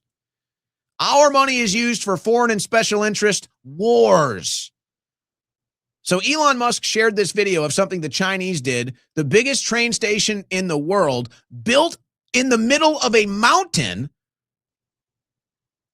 And this is what the Chinese communists can do. Are you telling me that the Chinese communists can build better than us? Certainly you're not saying that. This is a train station, the world's largest, built in 38 months, on a mountain. 2 million cubic meters of concrete, 366,000 tons of steel, 40,000 workers. Most countries take longer than 38 months to approve a planning application. China built this. 41 meters tall, shaped like the city tree of Chongqing, covered in 1,200 stainless steel scales. Before the first column, workers cut an entire mountain flat. The station never sat on flat land. Grand Central, 6 times smaller. Europe's largest, 15 times smaller. Over 400 meters per platform. The trains here are longer than the Eiffel Tower is tall. April 2022. This is what the site looked like. A mountain slope, 20 kilometers from Chongqing city center. The 8D city. Roads above your head, trains through apartment blocks. This is where they chose to build it. A train through a building. Normal in Chongqing. That tells you everything about the city that built Chongqing East.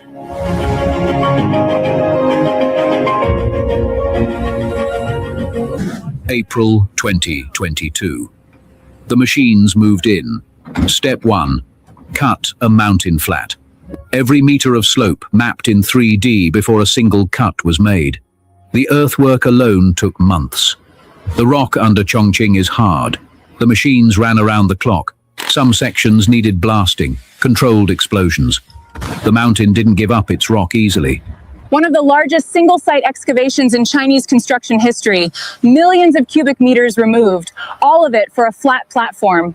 Once cut, the cut face had to be held, retaining walls along the full perimeter. The mountain wants its space back. Every drop falling on the mountain above flows through to the site. Without drainage, the foundation sits on saturated ground. Excavation, blasting, retaining walls, drainage, a flat platform. All right, so I think you get the point with that. The video goes on. Again, it was shared by Elon Musk. I'm thinking, well, why would Elon Musk share that video? To me, Musk shares that video, who was just in China, by the way. I'm sure he's had some interesting conversations about infrastructure and travel technology with the Chinese communists. And they probably said, hey, look, you guys aren't communists. Certainly can't convince you to be communist. But look at what we can build, and you guys don't even have a clue. And if you travel in this country, if you use any form of public transit, trains, bus stations, it's third world status. You fly in this country, most airlines, air travel in this country is a pain in the ass. Airports, not so hot. I don't know if I'll go as far as third world status, but yeah, some of them, that's probably a fair thing to say. Some of them are broken down. You can't even use the tram and everything else, the trains. So this isn't some endorsement of China. This isn't some endorsement of communism. This is simply a compare and contrast.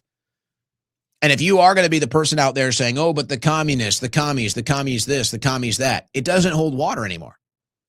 The commies are building and upkeeping better infrastructure than we are. But you don't even have to look at China. You can look at Japan.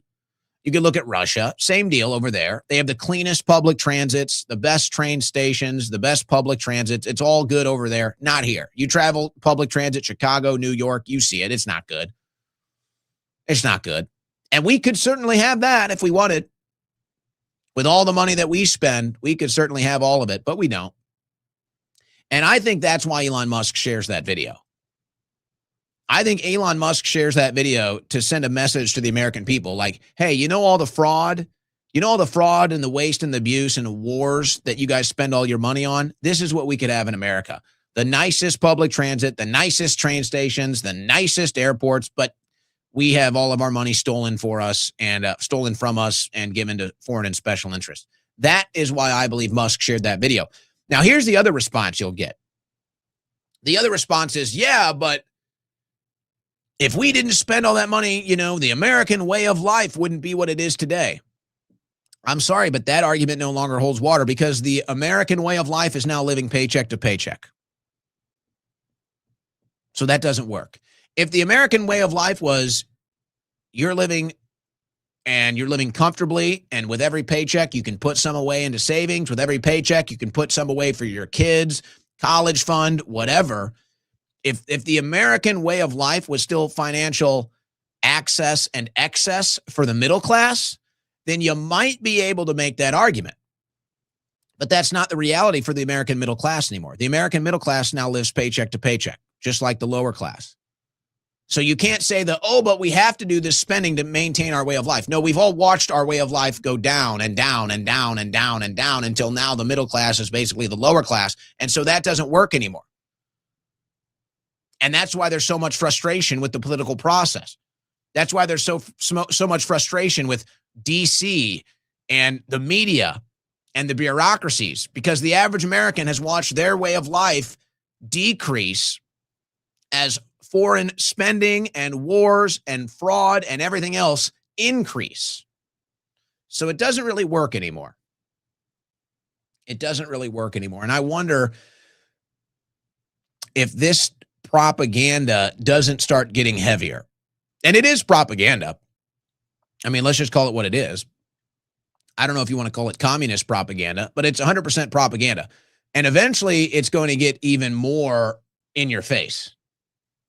It's going to get even more in your face as you watch your inner cities go to hell. It's going to get even more in your face as you watch the process of flying in this country become even more hellish. Get ready for more of this style propaganda where they show you how all of these other countries, China is still considered a developing country, which is a total joke. That gives them so much leverage in the geopolitical trade community. It's a joke. The whole thing is a joke. And the joke's on us. We're the ones getting robbed. We're the ones getting screwed. We're the ones that all the big money in the corrupt political system looks at of, oh, okay, this is how you get even richer. Go buy American politics. Go buy politicians. Go rig the whole system. And the American people just sit here and just take it. And now that there's finally some sort of a grassroots, organized understanding of this, that we're standing up, that's why we voted Trump. That's gone a different way. That's why people support Massie. We'll see how that goes. But get ready. You're going to see videos like this about how China's better than us and Japan is better than us and Russia is better than us. You're already seeing some of it. Even the Gulf nation states, they're all empty right now because of this war. But even the Gulf nation states, you're going to see all of this stuff. And eventually it's going to reach a threshold in America where Americans are just saying, well, what the hell? Why am I paying 30% in taxes and I have to live in squalor? Why am I paying 30% in taxes and my downtown area doesn't look nice? Why do I pay 30% in taxes and my public transit is total shit? Why do I pay 30% in taxes? I get no representation in DC and I'm living paycheck to paycheck. And then you add this foreign propaganda, rubbing it in your face like, hey, you stupid American, you're getting robbed blind and you're losing your entire way of life. The resentment is going to grow. So this is all going to be done by design. This is all going to be done by design. And then how does the Trump administration try to keep up? Or maybe they've just given up. Maybe that's the better answer, is they've just given up and they're just not going to do it. Well, maybe Florida's the way. I will say, Florida, you travel around this country, Florida looks like the nicest place. I got to tell you. Here's an example. This is from last year, by the way. I hadn't heard of this till recently, though. I just happened to see this. Construction to begin in 2026 on Florida Expressway that will charge electric vehicles while driving. Officials say the new state road will also feature solar panels to power the road lights and toll equipment, wildlife protection, and a multi-use trail. This is the kind of stuff that we should be doing. This is the kind of tech and engineering infrastructure innovation that should be all over our country. Now, I don't want to drive an electric vehicle, and so maybe this thing isn't for me, but it's like, hey, we're trying something. We're doing something here. We're innovating. We're new engineering marvels. We're bringing this stuff to our infrastructure. We're bringing this stuff to our major metropolitan areas. You just don't see it. You don't hear it anywhere. It's like the best you can hope for is that they just clean the vagrants and the deranged homeless people off the street. It's like, that's the best you can hope for. Maybe try not to get stabbed on a bus or train. But this is where most Americans are feeling the pinch. From Realtor.com, this is their own poll. Nearly 4 in 5 Americans don't feel their financial future is secure. And then they talk about how many people think that if they could just own a home, it would help. But that's not really helping now either, with interest rates and everything else. The point is, the vast majority of Americans are not feeling financially independent. And they are essentially living paycheck to paycheck. Something's going to give, ladies and gentlemen. Something's going to give. The market's going to start showing. And by the way, it is at the college level. Revealing campus debt. How colleges are borrowing away the future. So not only are students going into massive debt to go to college, it turns out most of these universities, well, we're not talking about their gigantic endowments. Most of these universities are in crippling debt. Academia's unseen debt crisis, recouping millions in unpaid accounts at universities. So the students are in debt. The universities are in debt. What is going on? Where is all the money going? A looming crisis. New analyst shows dozens of well-known colleges are near financial trouble. How can this be? Is college one of the biggest scams of the 21st century? There's no doubt that college used to maybe even be a necessity. to climb the financial ladder in this country. Not anymore. Certainly not anymore. In fact, it's become the exact opposite now. College is now the way to bury yourself and never be able to climb the economic ladder. So people are starting to figure this out. And now that nobody can afford college, because once the loan process got involved, the prices skyrocketed. Oh, go figure. Once the government got involved in college education, the price went up 10 times. Now nobody can afford it. And now the people that want to go, they go into debt to get there, and then they can't get a job that pays the debt. So it's this whole crippling circle. But look, where's the winner? The colleges are all in debt. The students are all in debt. Where are the winners here? You don't even need a college degree in many careers these days. Some you do. Some you still need to get that degree, engineering, doctor, etc., lawyers. But most times you probably don't even need a college degree.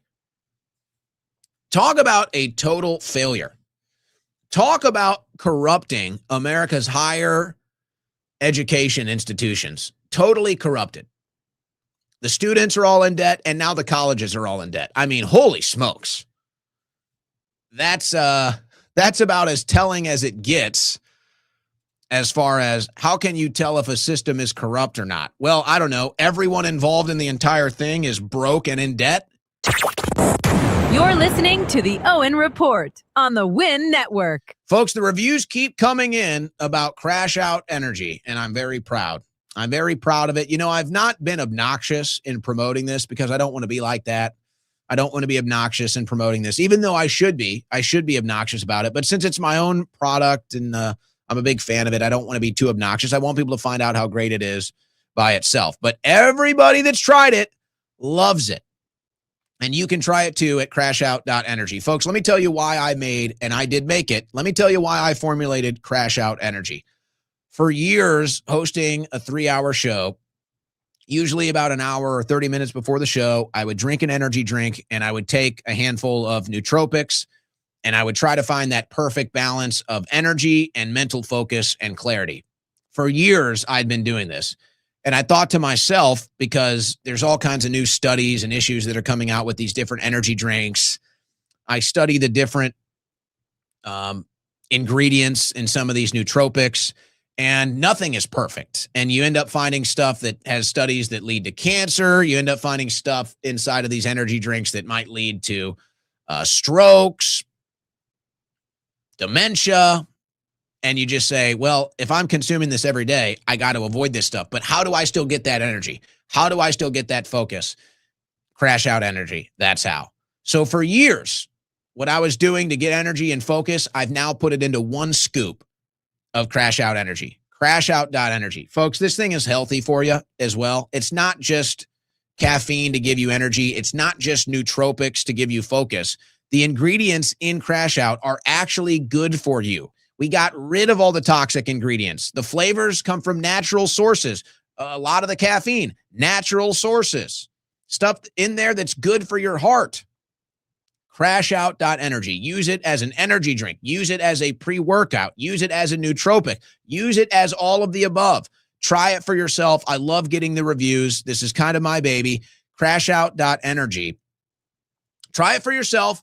Give me a review. But this is what I drink every day for total energy and total focus before I go on air. And I think you'll find you will get the same results.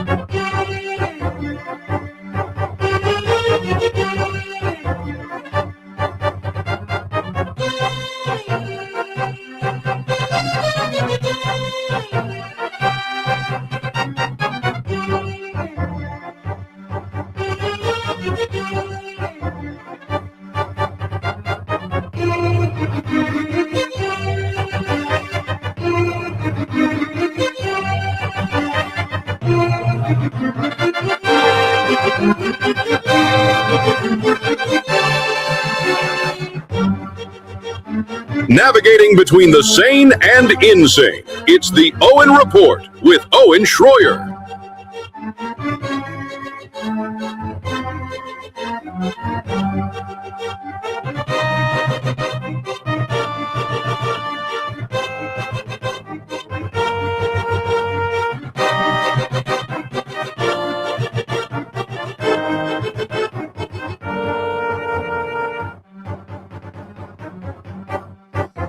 All right, I told you no matter what happens this week, as far as the timing is concerned, we're still going to do a 3-hour show every day. And for those of you that are getting caught up here, I have legal meetings and court a lot this week. So I had it today. That's why we were an hour late today. But don't worry, we're going to 7 at least. So you're still going to get a 3-hour Owen Report. Tomorrow, it looks like could be a long day in court. Hopefully, sometimes these things go smoothly and we can get out in time. Tomorrow could potentially be a long one. But no matter what time I get out of there and I can get on air, we're still going to do a 3-hour show.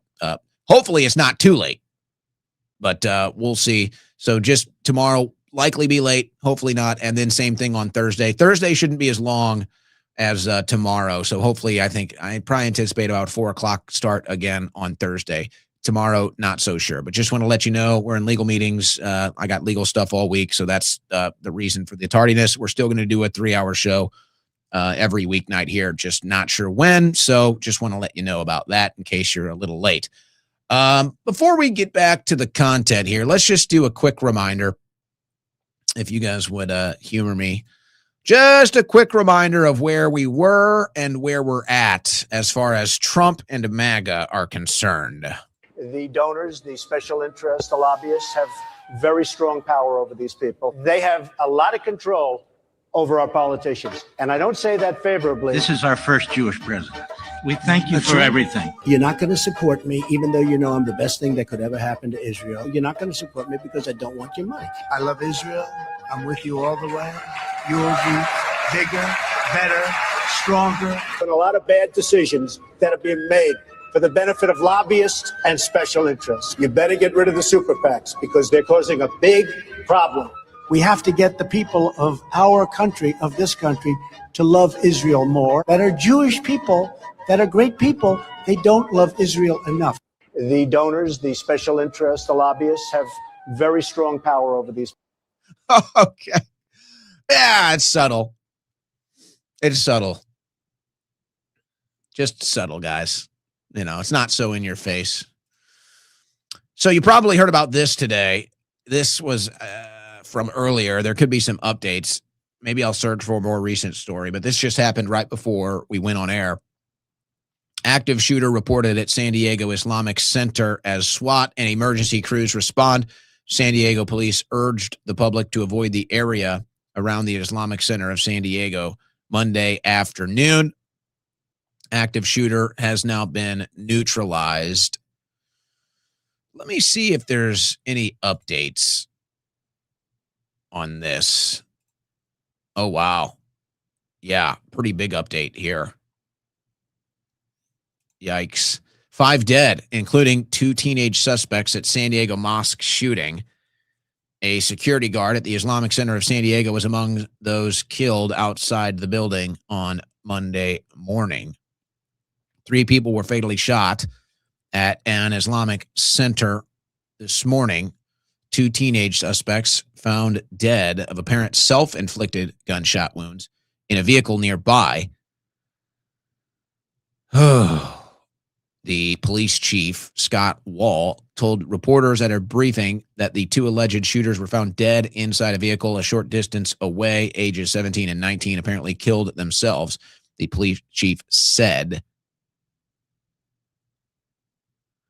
After leaving the Islamic Center, the 2 shooters fired at a landscaper, but he was not injured. So they're dead. Could take time to figure out what the motive here is. I wouldn't jump to any conclusions yet. And I'm not seeing anything here as far as motives or too much about the shooters. So we may have to wait for some information there. But I will tell you a couple things. One, the response to this, the political response to this, as far as the commentary is concerned, it's really bad, folks. It's just so depressing. And I'm sure you guys can understand, you can probably take a guess, rather, about where this is going directionally. But yes, there were people celebrating it today. There were people celebrating this today.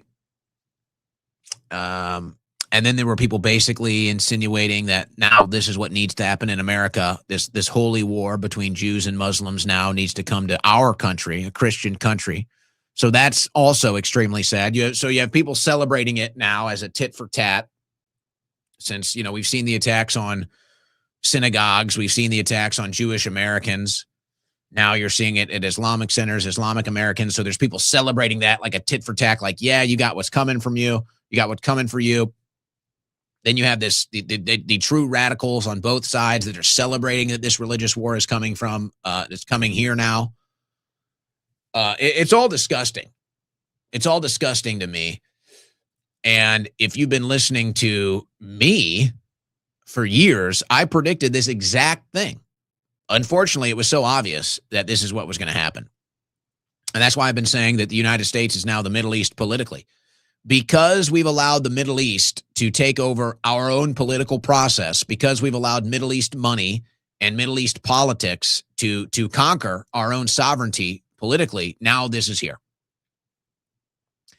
And it's no longer just protests in the street with one side waving a foreign flag of Israel, the other side waving a foreign flag of Palestine or anything else in between. Now it's actually gone physical, as far as we're going to your places of worship and shooting you. Now, again, I'm not rushing to any conclusions about what happened at this Islamic center. We'll see. But that's what the commentary is today. And this is where we're at. Did you really think that Middle East politics could infiltrate the American system and our country, and eventually we wouldn't get Middle East death as well? Of course. That's what this situation in the Middle East does to everybody, folks. This situation between Israel and its neighbors has been deadly and costly for our entire lives. And really, you can say it's been going on for thousands of years, and that's accurate. So this holy war has been going on for thousands of years. And you'd like to think that we'd be smart enough to recognize that and keep it out of our country. You'd think that we'd be smart enough to say, hey, as a culture and a country is concerned, you're coming from the Middle East, you're not bringing that with you. You're not bringing that hatred, you're not bringing that war, and you're not bringing these loyalties with you. You're leaving that behind. You're leaving that in the Middle East if you're coming to the promised land of the United States of America. You're leaving that hatred, you're leaving that culture behind. But we didn't do that. They brought that culture with them, and now they've all realized that the American political system is a bunch of political whores that can be bought and paid for. So now the U.S. government, the U.S. political system is now directly involved in Middle East politics and Middle East wars. And so now it's here on our homeland. And I don't think it's going to get any better. It's not going to get any better from the Jewish angle. It's not going to get any better from the Islamic angle. As long as the United States is invested in Middle East wars and politics, that issue will slowly creep into our country, and you'll see more death and more destruction and more of that war in the Middle East migrate into the United States of America. And it's extremely tragic that this is what's happened. But this is how our politicians have sold us out. This is how our politicians have sold us out. And quite frankly, this is how our tolerance has come back to bite us. That's just the fact. We've been tolerant of letting people into our country. We've been tolerant of letting people that have dual loyalties and interests and that aren't Christian come into our country. And now here you are. So it's a very unfortunate situation. And I don't think it's going to get any better. But this was all so predictable.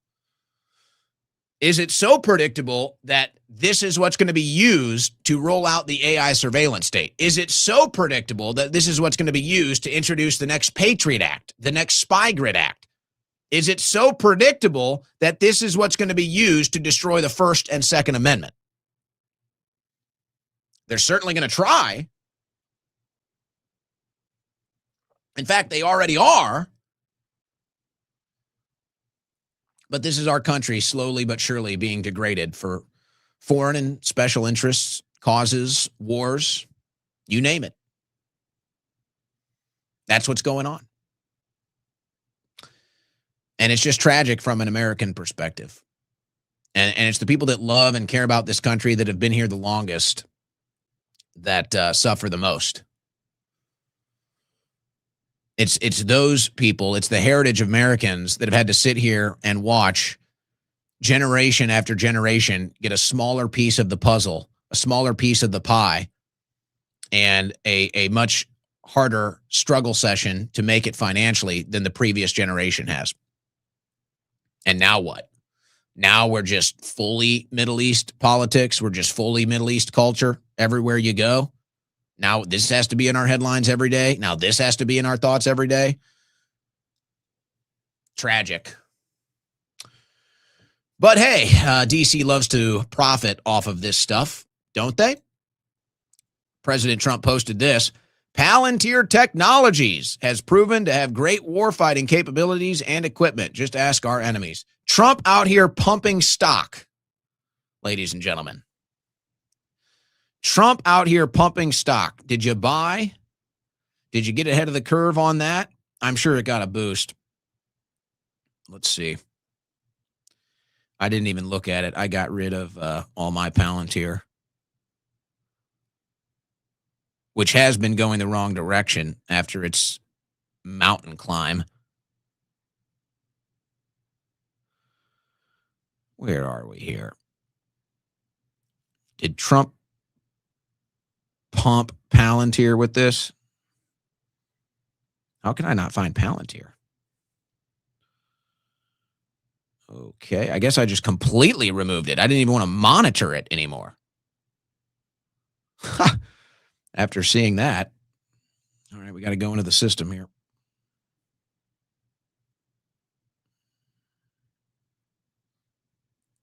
Yeah, not much. Trump did not move the needle too much on Palantir. No big moves on Palantir. So Trump tried to pump it. Didn't really get the pump. Things are different now. Things are a little different now. And Trump touted Palantir on Truth Social after buying the company's stock. Record show. Nice. There it is. Now, be careful here. This is the excuse, and I'm betting that Trump does the same thing. The members of Congress that still have stock, they basically turn it over to a trust so that they don't have any say, at least in theory. They turn their stock trades over to a trust or over to some financial group, and they say, this is me relinquishing my stock. This is me relinquishing control over this stock portfolio. Now this group manages it. I have nothing to do with it. And that's the, wipe your hands clean. I'm not doing insider trading. Now, obviously, there's still concerns that come along with that. You're still a phone call away from saying, hey, I know Trump's about to pump Palantir, buy Palantir. So it's not a perfect solution. And you have Anna Paulina Luna and others that are trying to just get rid of Congress. Members of Congress can't even own stock at all. But to this day, that's what happens. And I would imagine that Trump does the same thing. So I don't think that Trump is picking up the phone and saying, go buy Palantir, and then pumping Palantir on his Truth Social. But there might be a middleman involved. There might be someone else involved. There might be somebody that follows Trump around and knows the inside baseball that can make that call. And there's enough circumstantial evidence that that's a fair conclusion to reach. But this is nothing new. This is nothing new, Trump pumping the stock market, or specifically a stock that he is involved with. President Trump scooped up shares of artificial intelligence software maker Palantir weeks before he famously praised the stock on Truth Social. Trump also has sold as much as $5 million worth of Palantir on February 10th and made several other sales of the stock. Along with Palantir, Trump bought shares of NVIDIA, Apple, and Amazon during the first 3 months of 2026. So you can say that this is fine. You can say that it's not fine. This is just what's happening. But I would ask this. If the Biden family was doing this, if Joe Biden and Hunter Biden were doing this, how do you think MAGA would feel? How do you think MAGA would be responding to and reporting to the Biden crime family trading stocks and pumping them on social media? Just curious. Here's a graph of it, by the way. And yes, Donald Trump has owned and traded more stocks while president than any other president in the history of the United States combined, by the way. Now, again, you can either have issue with this or not. That's fine. You can say, hey, let the president trade stocks, or hey, the president has it in a trust. They're making decisions, not him. All right, that's fine. But this is what's happening. And if it was the Biden family doing it while the Bidens were in the White House, I don't think you guys would be so quickly to just say nothing to see here. So that's all. That's all. If logic can't apply universally, it's not logic. It's propaganda. Trump's sons take stake in Kazakh miner that won $106 billion in U.S. government contracts. How about that one? What if it was the Bidens that did that?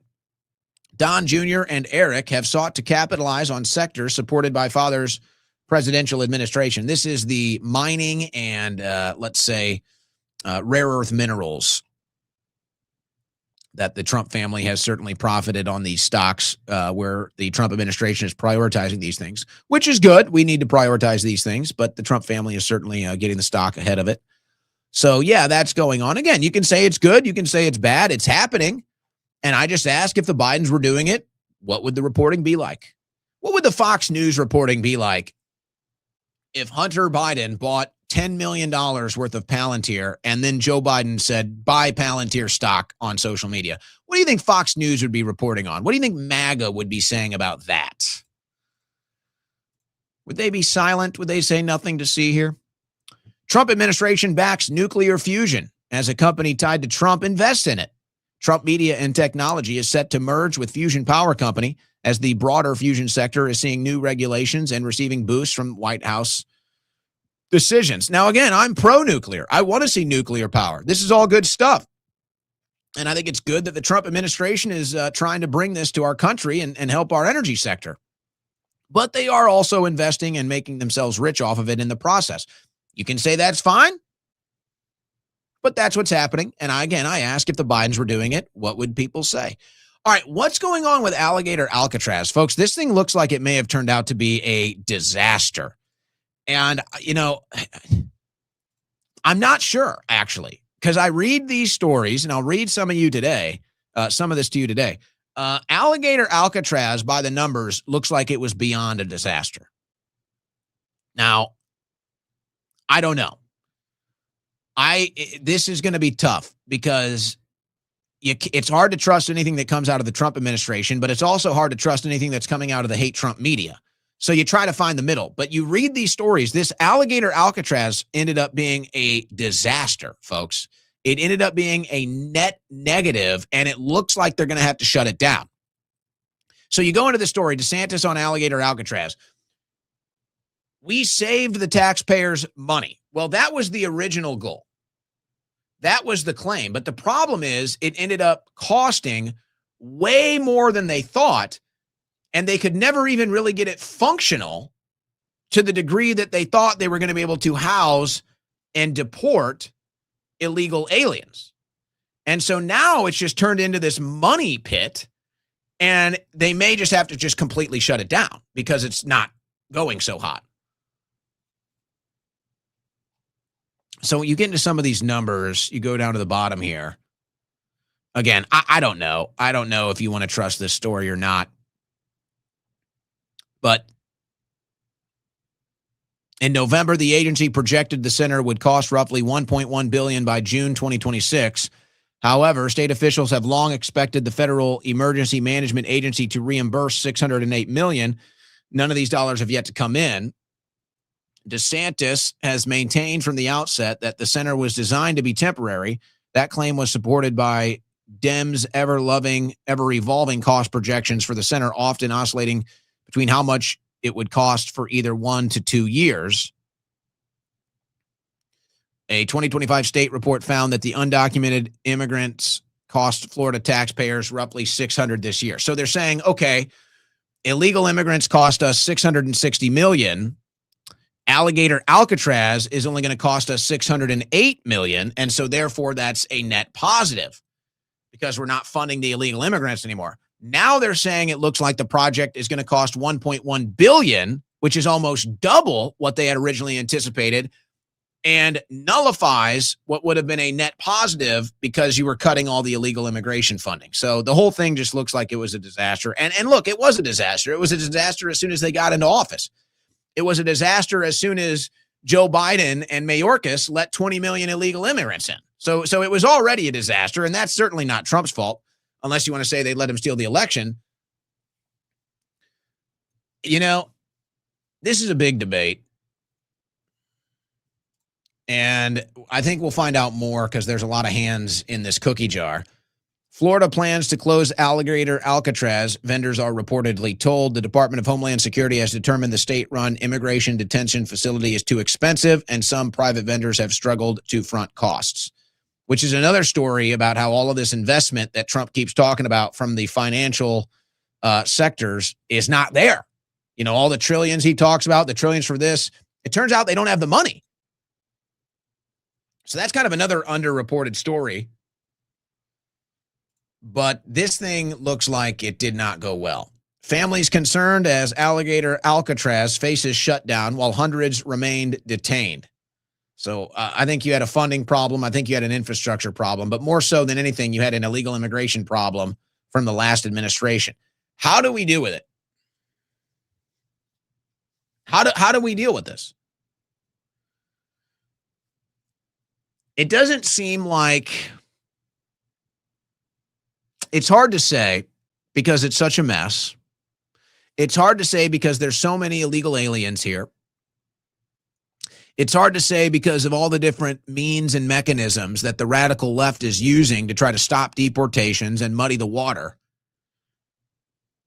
But I don't know. I think at this point, it's fair to say, if you don't even want to rest it on just border security, if you want to rest it on what are we doing in response to the illegal invasion of the Biden years, I think it's been a failure.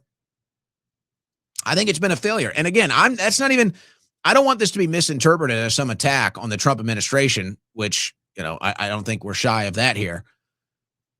I just feel like this was never properly addressed. I feel like they never properly planned and addressed how to handle the 15 to 20 million illegal entries from the Biden years. I don't think they ever properly planned it. And I think they believed that they could just throw some money at the situation and maybe build some infrastructure or maybe have some policy that might make some noise and the situation would kind of figure itself out. And it just hasn't worked. The deportation numbers are not where they need to be. The different approaches they've taken as far as can we get people to self-deport hasn't really delivered the numbers that it needed to. It's had probably the most success of any of it. As far as the detention and the deportations, you got the radical left, you got their different fundraising groups, protest groups. They're sticking their leg out there to try to trip up the operation as many times as they've been able to. Nothing from the DOJ as far as shutting these groups down. Nothing from the DOJ as far as going after the groups that were paid to facilitate this illegal immigration chain. And I think that that's my biggest frustration. And what the conclusion many people are reaching is that it was never a priority. And that's why they're so sick of the Israeli lobby, is because it looks like everything Israel wants gets top priority. So, you know, Israel wants a war with Iran. That gets all the attention. That gets all the priority. Dealing with the illegal immigration, dealing with the illegal aliens and the deportations, that becomes second, third, fourth banana. And then it just ends up not working out because we're once again too focused on what the hell is going on in the Middle East. And domestic policy takes a hit because of that. That's just natural. That's just the natural order of things. I just don't think we ever had a proper plan. I got to tell you, you look at this now over a year into it, I just don't think there was ever a proper plan. And it makes sense because they never really made it a priority. And so two things can be true.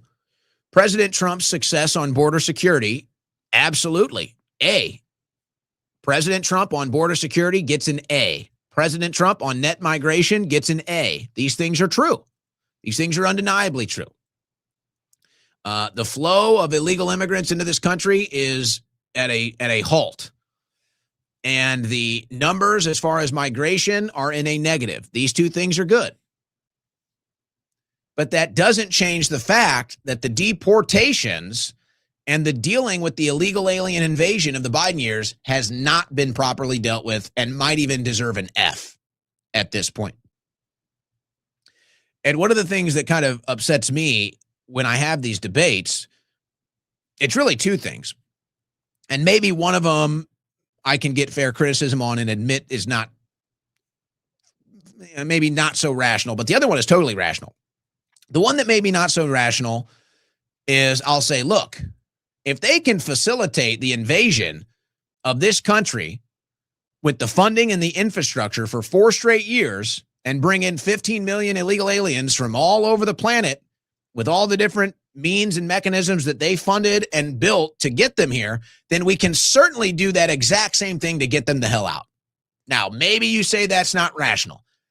Okay, maybe I'll admit there's some gray area there. Maybe I'll admit maybe it's not so difficult and the motivational factors are a little different than bringing somebody in than taking them out. But yet it does remain true that there was a huge infrastructure and there was a giant funding operation to facilitate the illegal invasion of this country. So whether or not you think it's just as easy to get them out, okay, maybe that's up for debate.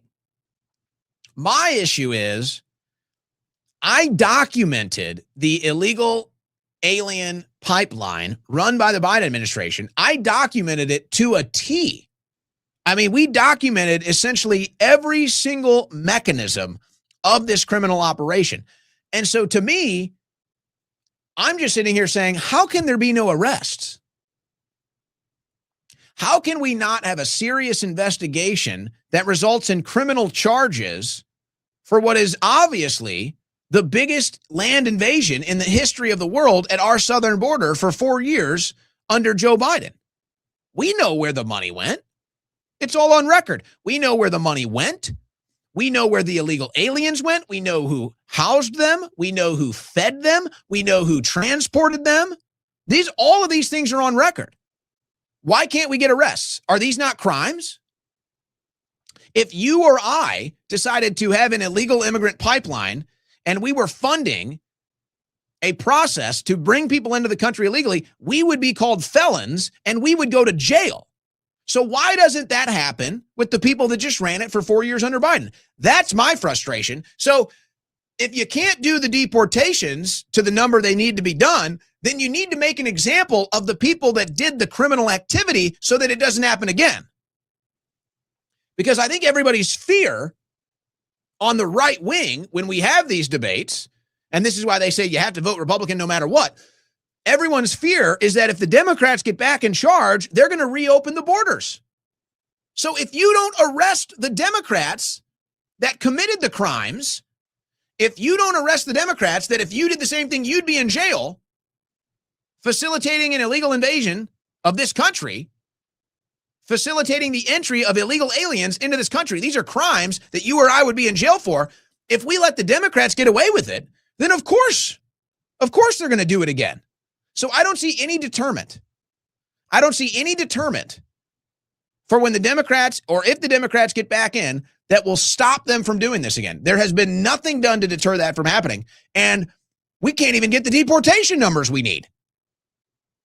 But boy, oh boy, don't worry, guys. We got another war in the Middle East that we're fully involved in now. Don't worry, because that's MAGA now.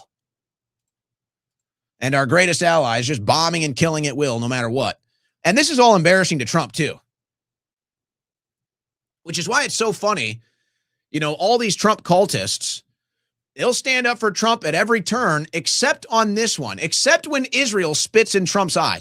Except when Trump says, don't worry, Israel told me they won't go into the West Bank, and then Israel goes into the West Bank. Where are all the Trump supporters? Oh, no, we won't dare say anything negative about Israel. We got a ceasefire now with Lebanon. Israel's going to stop killing people in Lebanon. Oh no, not anymore. So here's Israel just showing Trump up, embarrassing Trump on the international stage, and none of MAGA wants to say anything about that. No, if somebody that voted for Trump criticizes Trump, MAGA will attack you like rabid dogs. But if Israel spits in Trump's eye, if Israel embarrasses Trump, MAGA goes silent. We can't say anything about that. Very telling. Israeli strikes on southern Lebanon continue despite ceasefire extension. Yeah, they're just bombing every day. I mean, it's all Israel does, and the only reason they get away with it is because they own our government, and we have the most powerful military in the world. It's very simple. It's not confusing. Here's an explosive news story for you. Here's one that could blow up. Apple announced the iPhone 17e with a chip developed in Israel. Ho-ho! Kaboom!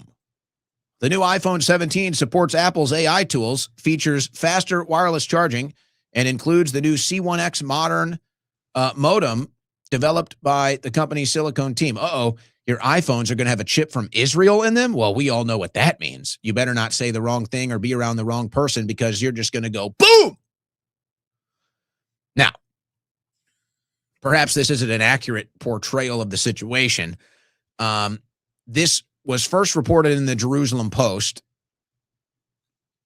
and for obvious reasons got a lot of attention because Israel is famous for blowing up your electronic devices to kill anybody that they want, including if that means children or innocent people are in the vicinity, you're still going to go boom. But basically, they're saying that this report is not true now that it's caught so much attention and it's hurting Apple's stock and sales. They basically come out and said, no, we're not putting a chip from Israel in the phone. We're just using this Israeli tech company to test the chip and to run, troubleshooting and stuff on the chip that we're eventually going to put in the phone. So Apple is denying that a chip from Israel is going on the phone, which it's probably true. But it is funny. It is funny that Apple has to come out. You want to know how the world feels about Israel? You want to know how much of a pariah Israel is to people all over the world now?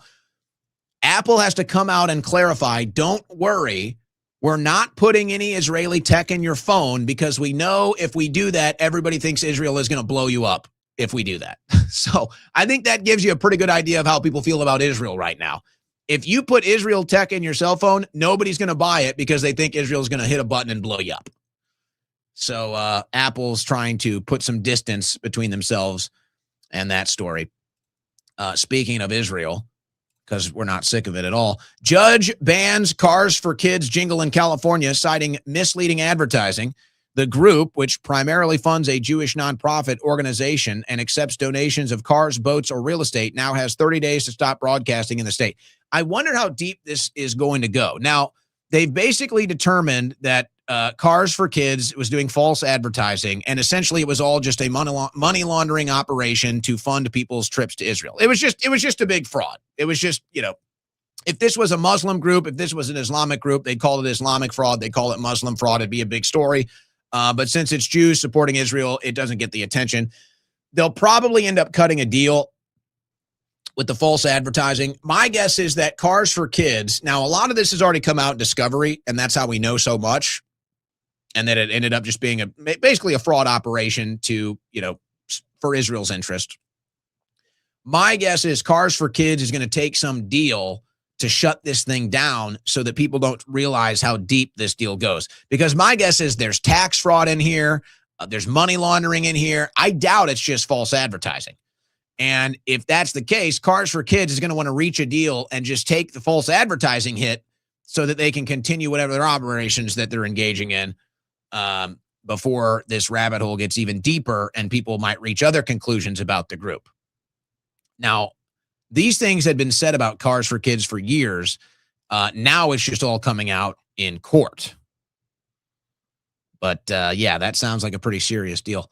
All right, so the two most unpopular things in American politics. 1, Israel. 2, AI and data centers. This is ex-Google CEO Eric Schmidt at the University of Arizona giving a commencement speech. He brings up AI and data centers. How do you think it goes? If science is not your passion, if you don't care about science, that's okay, because AI is going to touch everything else as well.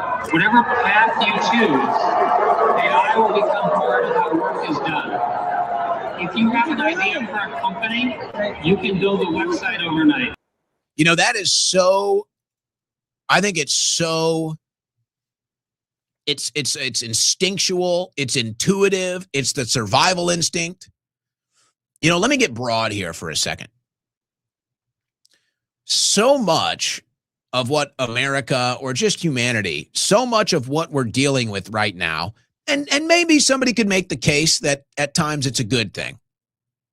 But so much of what we're dealing with right now is the fact that our instincts, specifically our survival instincts, have basically been beaten out of us. And there's multiple ways the corrupt powers that be do this. They literally do it through chemicals. So they have chemicals that can destroy your gut bacteria, your gut biome. There's a reason why they say, you know, go with your gut. There's a reality to that, the connection between the gut, the brain, and your ancestry, literally. Forever. So they're killing the gut biome. They're killing the good gut bacteria. They're killing the ability to go with your gut and just have that confidence.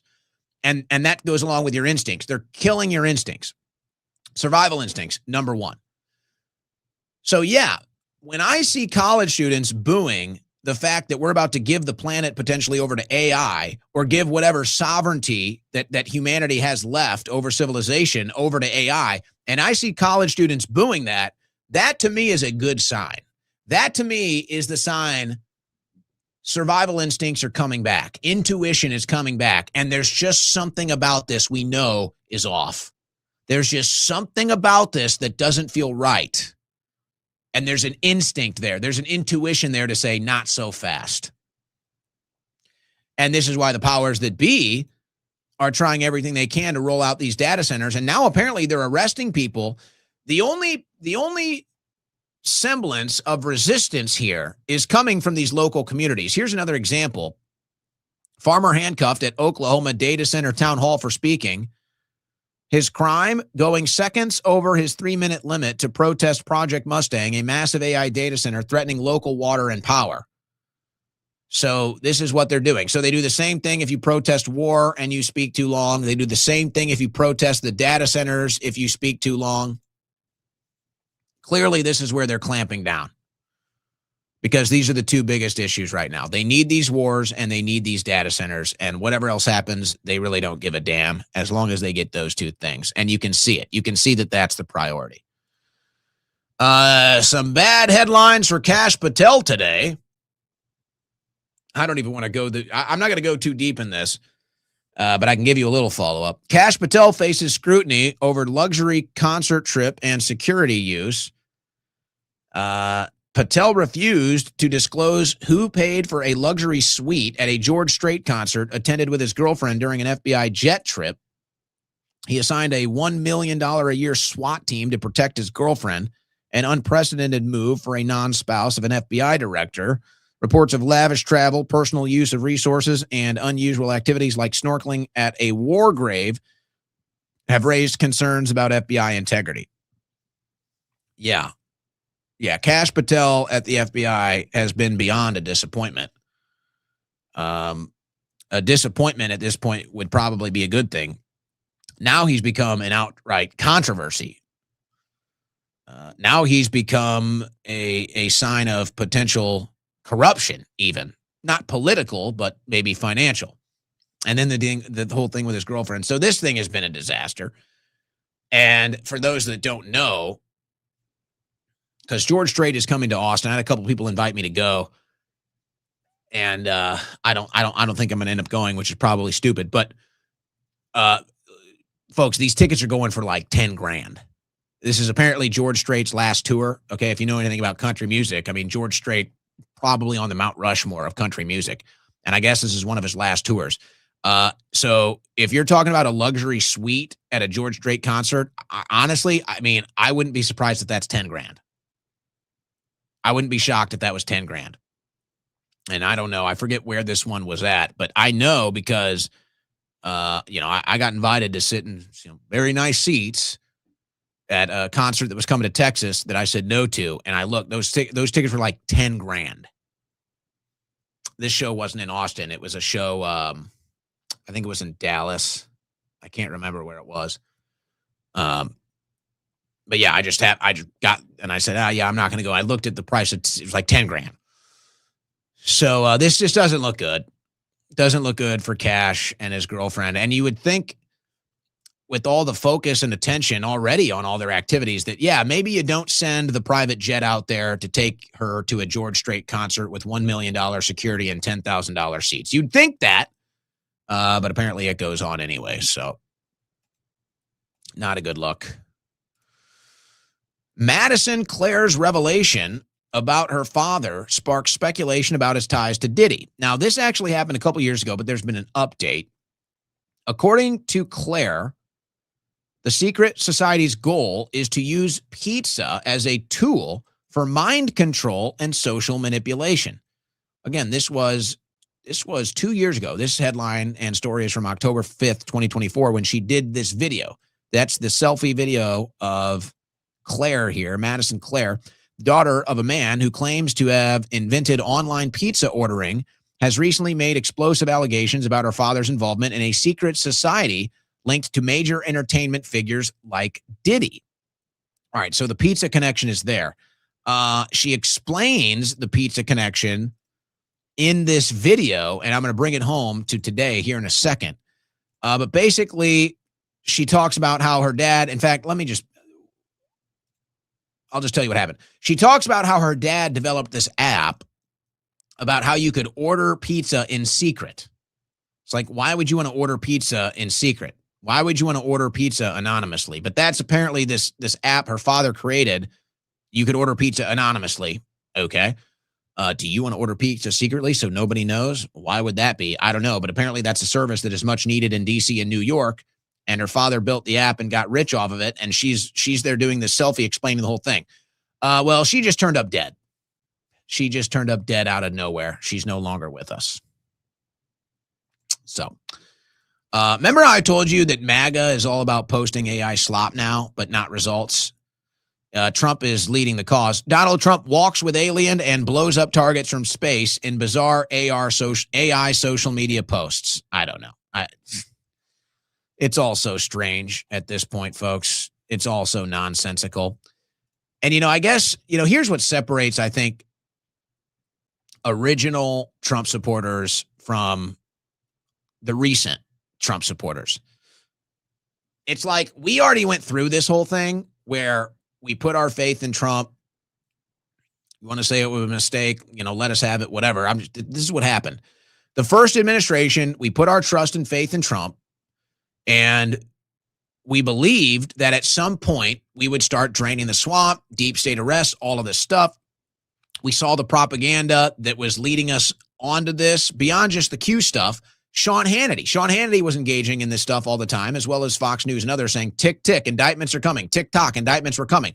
So many people might not remember this. To the original OG MAGAs, to the OG MAGAs that were following this every day in the first administration, we already went through all this stuff. So we don't really have the patience. And what I think is going to happen if this plays out the same, what's going to happen is you're going to get through another 4 years of Trump. There's going to be no deep state arrests. There's going to be no major government reform to speak of, at least it's going to be permanent. And it's just going to create this vacuum now where the Democrats are going to move in and be even more radical than ever. And I feel like these new MAGA people, they're stuck in 2016. It's like they still think that, oh, no, this is good hope. This is stuff that will eventually get done. And eventually it's not going to get done. And they're going to be sitting here like we are, except 4 years too late. That's how I see that going. Did you know this weekend there was a 250 MAGA event? Probably not, folks. It was dead.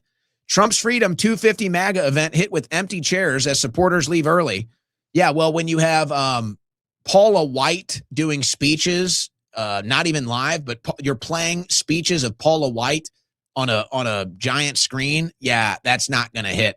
And I was just rolling through TV seeing if there's anything interesting in the news this weekend, and this was all over C-SPAN. Nobody else televised this except C-SPAN. And every time I would flip through this weekend, I think it was Sunday that they did this. Every time I would flip through, nobody was there. The speakers were all boring. So this thing just came and went like a big nothing burger. You probably didn't even hear about it. Did you hear about the Rededicate America 250 event this weekend? Did anybody hear or see anything about that? It was supposed to be a big event for America. It totally fell flat on its face. I'm shocked that Paula White can't draw a crowd. Wow. Stunned, you might say. Oil supplies depleting fast, warns energy chief. Global economy risks stagflationary shock. Oil stockpiles depleting rapidly. Petrol prices near 4-year high. Traders betting on price hikes. And Trump tells Iran the clock is ticking. Well, it's been ticking for a while. I don't know, guys. I don't know if you can expect your gas prices to go down anytime soon. The numbers are in. Gas prices are up 56% in the United States. This is all Trump. Well, it's all who Trump works for, I guess. It's all the foreign interest. U.S. gas prices have gone up and up and up. Trump lies about it. Since the country bombed Iran in late February. In March, the average price of gas in the country had gone from $2.89 a gallon to $3.48 a gallon. Now the average price of gas in the United States is $4.51 a gallon. That's a 56% increase in the price of gas since the U.S. bombed Iran. And they tell you that gas prices have gone down. I think that has to be, it's like, how can you even quantify how sold out MAGA is? How can you even quantify how ridiculous MAGA has become in telling tall tales and just outright lying to you? It has to be the gas prices. They literally tell you that gas prices are down. Donald Trump and the MAGA cult argue that gas prices are down. I mean, that's everything. If you're willing to tell that big of a lie, you are so sold out. Everybody knows you're lying about gas prices, and yet you're still going to tell this obvious lie. That's just how sold out you are. That's just how willing to lie to yourself you are, because everybody else knows you're lying. So you're just lying to yourself at that point. But I think that's a pretty good mile marker. How corrupted is this new MAGA cult? How willing to lie is the new MAGA cult? Ask them about gas prices, and they'll tell you they're down. Okay, you're right. I just went to the pump and paid more than I have in years, but yeah, okay, whatever. Yeah, golden age, prices are down. All right, sure, guys. Yeah. Yeah, that one ain't hitting, is it? All right, final break of the show. We're going to come back with your super chats. You're listening to the Owen Report on the Win Network.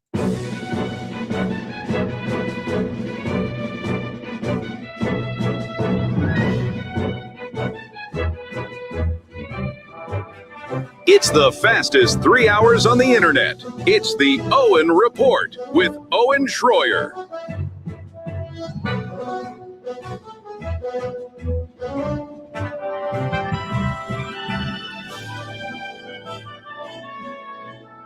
It's actually crazy because as I'm doing some of this legal stuff, and by the way, this is why it's so funny when people try to accuse me of things that obviously aren't true. Hey, guys, I'm in another legal case with Total Discovery, so a bunch of lawyers and stuff going through all my bank accounts again. Okay, guess what? They're not going to find anything, you idiots.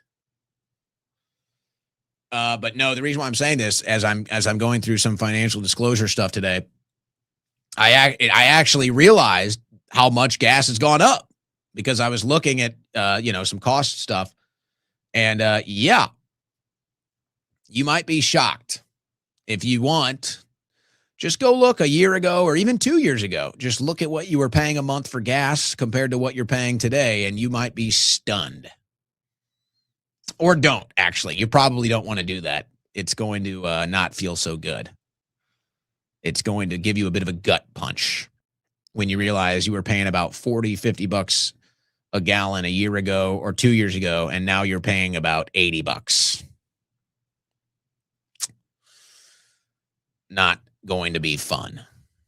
But it'll be another issue where a bunch of lawyers and government people, everybody back in my bank accounts, people say, oh, Schroyer's this, Schroyer's that. He takes money here, takes money. It's like, you realize that lawyers and bureaucrats have lived, including left-wing governments, left-wing bureaucrats. You realize these people have been living in my bank accounts for like almost 10 years now.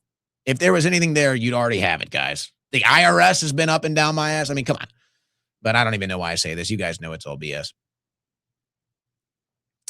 So let's go to the super chats to sign off today. We go to our super chats at the end of every show. We appreciate everybody. Hey, by the way, this was great news from Chris Pavlowski over at Rumble.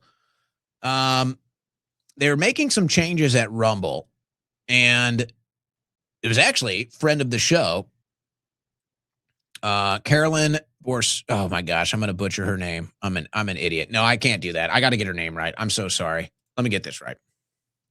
I always get her name wrong.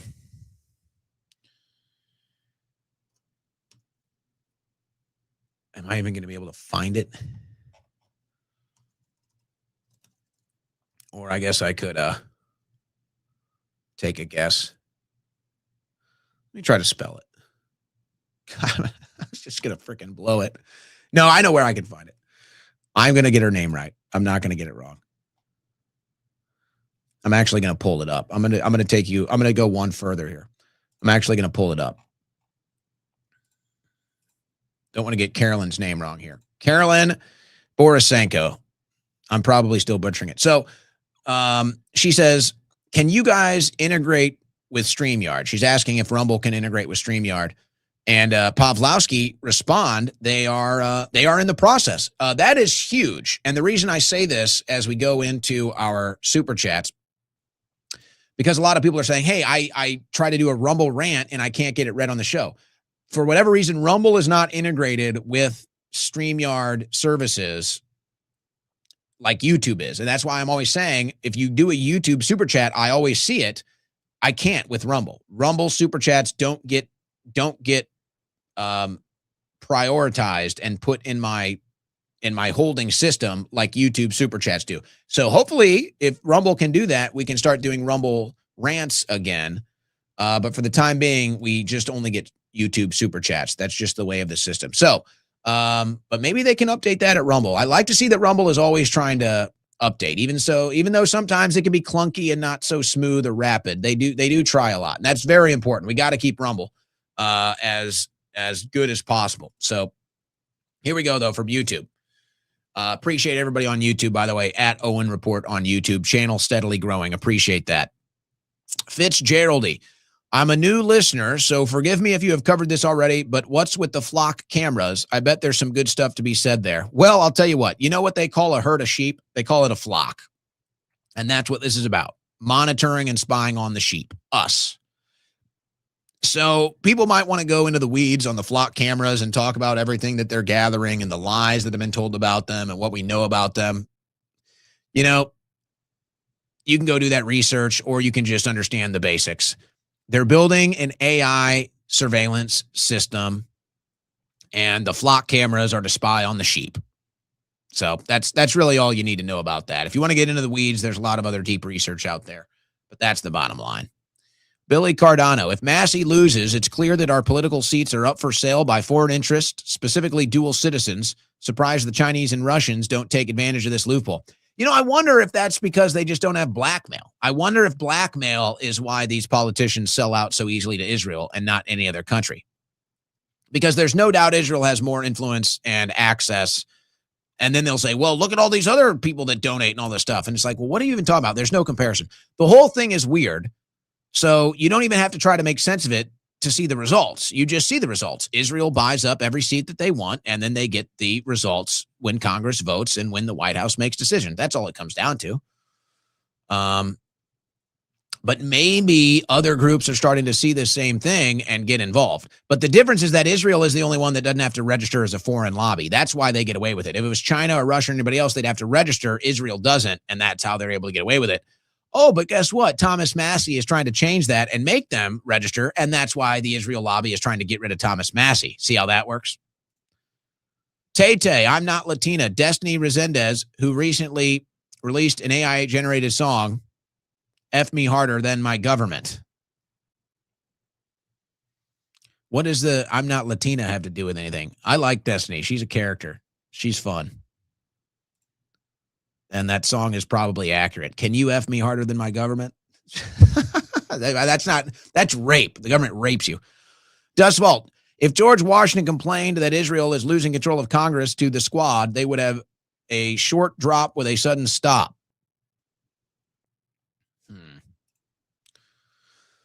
OS Wifey hates my current older Latina girlfriend, 45.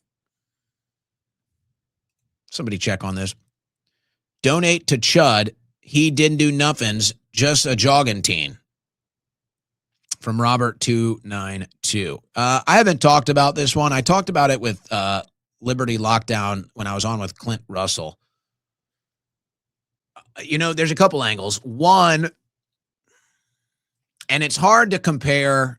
There's fair comparisons and unfair comparisons when you talk about sentencing, or when you talk about, like, Chud the Builder has, I think, a $1.25 million bail, but the kid's name that killed Austin Metcalf had a much smaller bail. So it's easy to point out these double standards. The problem is these are all different districts and different judges. So it's a fair compare and contrast and complaint, but yet it's also like these are different judges, different districts, so these things are going to go differently. But yeah, Chud the Builder definitely got the highest bailout than most people in his situation would have gotten in different situations. Let's just say it like that. So I do think that that's a fair complaint. My problem is this, and this is why I don't want to donate. People want to make it a race thing. Okay, well, he's the one that kind of made it a race thing. If you want to make it a legal consistency thing, okay, look at the bailout numbers versus other similar situations. To me, it's more of a free speech thing. And so in that regard, I would support Chud the Builder's right to free speech, no matter how, much I might disagree with the speech or how much somebody might consider the speech to be distasteful or disgusting. He still gets the right to say it. Here's my problem. And it has nothing to do with what he does or what he says. People create all kinds of crazy content online. Who's to say what's worse and what's, not? But okay. My issue is, if you're going to make your whole shtick, as far as your content is concerned, about provoking people, and I mean, that's what it is. It's about provoking people or seeing how far you can push the limits in calling people degrading names. If you're going to go out and look for shit, eventually you're going to get shit. I mean, let's just call it what it is. If I go around to bars in Austin and I just call, as many people an idiot as I possibly can, eventually somebody's going to, step up and try to punch me. So, okay, that's me provoking an action. Whether or not that person is in the right to respond to my words, that's a different story. So no, you should not be allowed to engage in violence over a word. You should not be allowed to attack somebody over a word. That shouldn't be considered legal. You shouldn't be allowed to shoot somebody over a word. Shouldn't be considered illegal. And the reason I think why this case is so important, because we see these different cases where a white person will get, have the hell beat out of them. We see this all the time. Some white person gets jumped, and then the aggressors, they say, oh, he called me the N-word. And it's just like, oh, abracadabra, I get to beat your ass now. And most of these times, the N-word is never even said.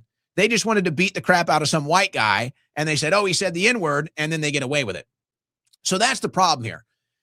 The issue I have with Chud is not his content. You want to have an issue with that, that's fine. It's not what he says. You want to have an issue with that, that's fine. My issue is, if you're going to go out and that's your shtick to try to provoke people online and to say words that you know are going to offend people online, and you're not even prepared to handle the situation in a manner that's going to keep you legal that you're not even like, it's like you're not even ready for the situation that you know is inevitably going to happen. It's like, you know, eventually you're going to call the wrong person the wrong name and something bad is going to happen. It's like you need to be prepared to do that.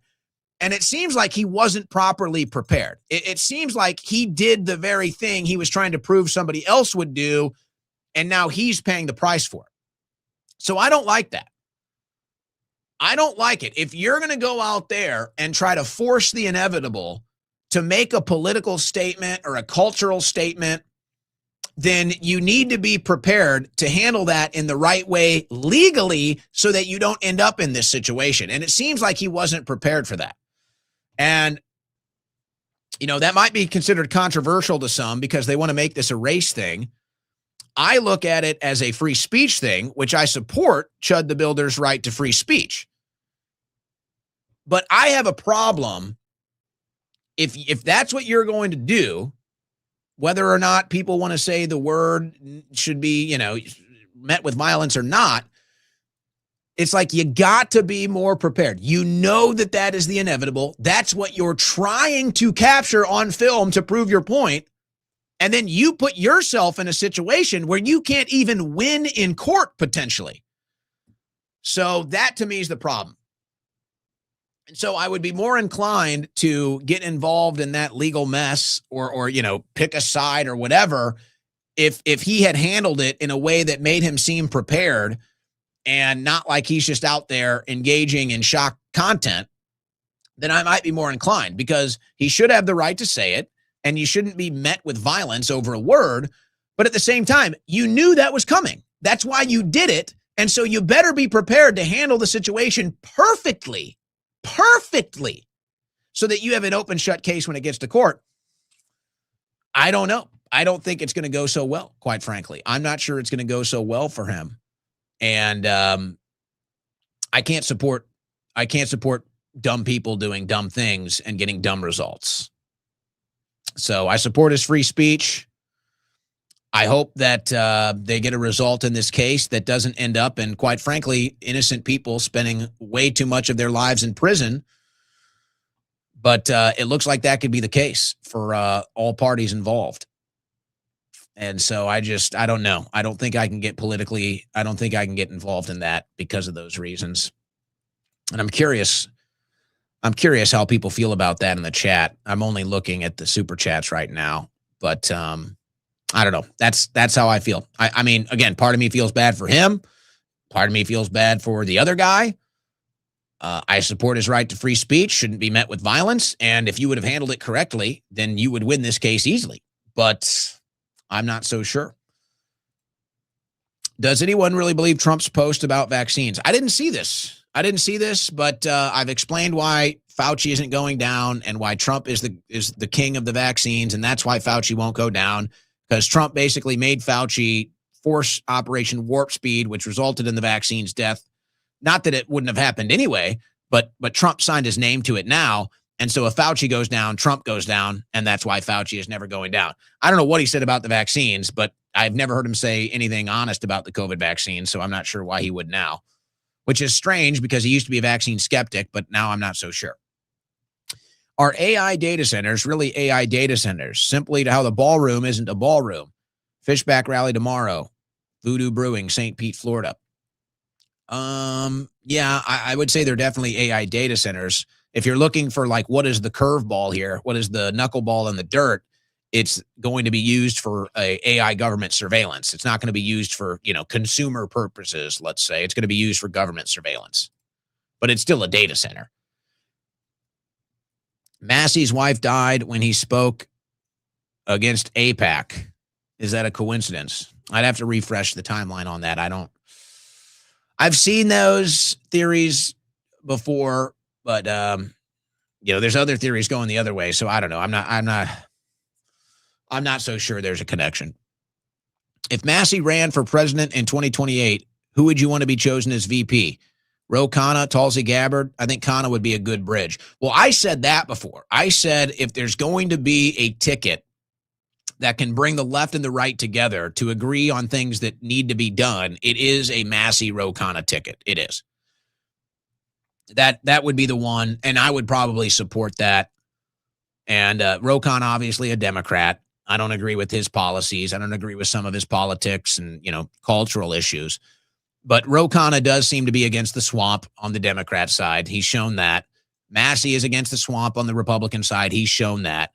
So if there is a bridge to be built between the left and the right to sit down and say, okay, what are things that we both agree on that need to be done to save this country politically? Is there a Republican with a Democrat ticket that can win and accomplish these things, and not a bunch of empty promises, but from both sides of the aisle having their feet held to the fire? It would probably be Massie, Ro Khanna. And I don't know if that's a reality or not. Maybe it's a necessity. But, Tulsi Gabbard, Tucker Carlson's name gets thrown around into these circles. I don't know, a Joe Kent, who knows? We're still too far away from 2028 to really know what that picture is going to look like. But as far as the idea of, hey, can we have a Republican and Democrat that are going to be held accountable and get things we don't vote for done? Maybe. Tardio went on Valhalla VFT and defended the genocide in Gaza and said Hamas uses kids as human shields. Total freak. Well, obviously, if anybody's going to run against Boebert, it's going to be somebody that AIPAC is going to back. It's going to be a radical Israel first zionist. So I don't think any of that surprises us. It might be too late to get involved, but let's see. Let's see if Adelson and AIPAC want to spend another $35 million to unseat Boebert as punishment for supporting Massie. Boy, wouldn't that be a tell? APL refuses to support Massie. Well, right now, at least. APK, thank you. Q is the 17th letter in the alphabet. I know I did the Q thing. Trump wants $1.7 billion for victims of weaponized government. So is that a Q thing or a coincidence? I don't know.